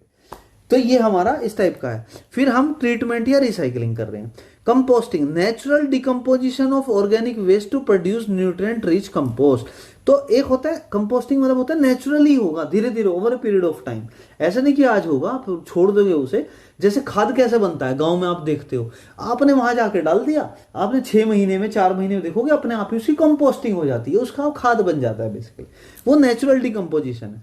रिसाइकलिंग फैसिलिटी, आपके पास सेटअप है, मशीनरी है, इंडस्ट्री है, तो उसके हेल्प से आप क्या करते हो, रिसाइकिल करते हो ताकि कोई नया प्रोडक्ट बने या सिमिलर टाइप का बन जाए। वेस्ट टू एनर्जी मतलब जो नॉन रिसाइकेबल वेस्ट है उससे हम जनरली अगर जनरेट कर सकते हैं एनर्जी, तो हम उसमें कोशिश करते हैं कि उससे एनर्जी जनरेट किया जाए। ठीक है, ये हमारे हुए इसमें 4 पॉइंट। 5th पॉइंट होता है डिस्पोजेबल। हमने क्या बोला, इसमें कलेक्शन है, transportation, sorting and separation, treatment and cycle, disposal and waste reduction and minimisation. Disposal का मतलब है कि जहां पे जो रिसाइकिल नहीं हो सकते चीज, उन्हें तो डिस्पोज ही करना पड़ेगा ना आपको। क्या है आपके पास ऑप्शन, तो आप ऐसी जगह ढूंढते हो, designated areas where non recyclable solid waste is buried and manage to minimise the environmental effect. तो उसे मैनेज करते हैं, ऐसे नहीं कि वो बचा है हमने जला दिया और ऐसे कर दे, नहीं, ऐसी जगह पे एक कंट्रोल्ड इन्वायरमेंट में इस टाइप से या तो उसे बरी कर देते हैं, यानी कि नीचे गाड़ देते हैं उसमें अर्थ को, या फिर हम उसे क्या करते हैं, जैसे यहाँ पे कंट्रोल्ड बर्निंग करते हैं, इस टाइप से बर्निंग करते हैं उसकी हम, जिससे कि हमारा वेस्ट कम से कम हो, पोल्यूशन कम से कम क्रिएट हो, टेम्परेचर भी उतना ज्यादा क्रिएट ना हो। या फिर उसका कंपोस्टिंग अगर हो सकती है तो natural decomposition of organic waste होके वो कंपोस्ट हो जाएगा। नहीं हो सकती है तो हमें डिस्पोज करना ही पड़ेगा। कैसे करना पड़ेगा, आपको कंट्रोल्ड इन्वायरमेंट में करना है। फिर आता है waste reduction and minimisation, reuse programme. आप ऐसे ऐसे प्रोग्राम चलाइए, एनकरेज करिए लोगों को, कंपनी को, इंडस्ट्री को, गवर्नमेंट की रीयूज करिए आइटम का, to extend their life span. ऐसे नहीं कि आपने हल्का सा यूज करा फेंक दिया, तो अब हर चीज ऐसे फेंकने लगेंगे तो फिर अल्टीमेटली वेस्ट तो बढ़ेगा ना आपका। तो अगर पॉसिबल है तो उसे आप रीयूज कर सकते हो, तो रीयूज करिए। प्रोडक्ट पैकेजिंग रिडक्शन, जैसे प्लास्टिक है, प्लास्टिक की हम एक्स्ट्रा हर प्रोडक्ट में आजकल फ्लिपकार्ट, अमेजन, आपके बहुत सारी वेबसाइट आ गई हैं जिसपे क्या है, बढ़िया से 10-20 वो गत्ते वाला भी लगाते हैं, फिर पॉलिथीन वाला लगाते हैं, फिर उस पर हाई प्लास्टिक वाली टेप भी लगाते हैं, उसमें इतनी पैकिंग कर देते हैं कि आपका वो अल्टीमेटली वेस्ट ही होना। जब आप उसे खोलोगे, काटोगे सीजर से और फिर उसे फेंक दोगे तो वो भी सॉलिड वेस्ट ही हुआ। तो आप उसे मतलब आप उसमें क्या कर सकते हैं कि आप मिनिमाइज करिए कि जितनी प्लास्टिक या ऐसी कुछ चीज हैं जो यूज हो रही है उन्हें कम से कम किया जा सके, तो वो बेटर रहेगा। तो ये हमारा होता है यहाँ पे। ये तो हमने ये भी देख लिया ठीक है, तो हमारा ये पूरी यूनिट एक्चुअली ओवर हो गई है। इस यूनिट में यही था और यही इंपॉर्टेंट है, इसमें से ही आने वाला है। तो हमने सब देख लिया, पोल्यूशन, इसके effect, water pollution, air pollution, soil pollution, noise, solid waste management, everything is completed. फिर भी आपको कोई डाउट होता है तो आप कमेंट कर सकते हैं। आप you are free, just feel free to ask anything related to the content of this particular unit, और जो भी आपका इन्वायरमेंट से कोई भी इश्यूज है आप पूछ सकते हैं। ठीक है, थैंक यू सो मच।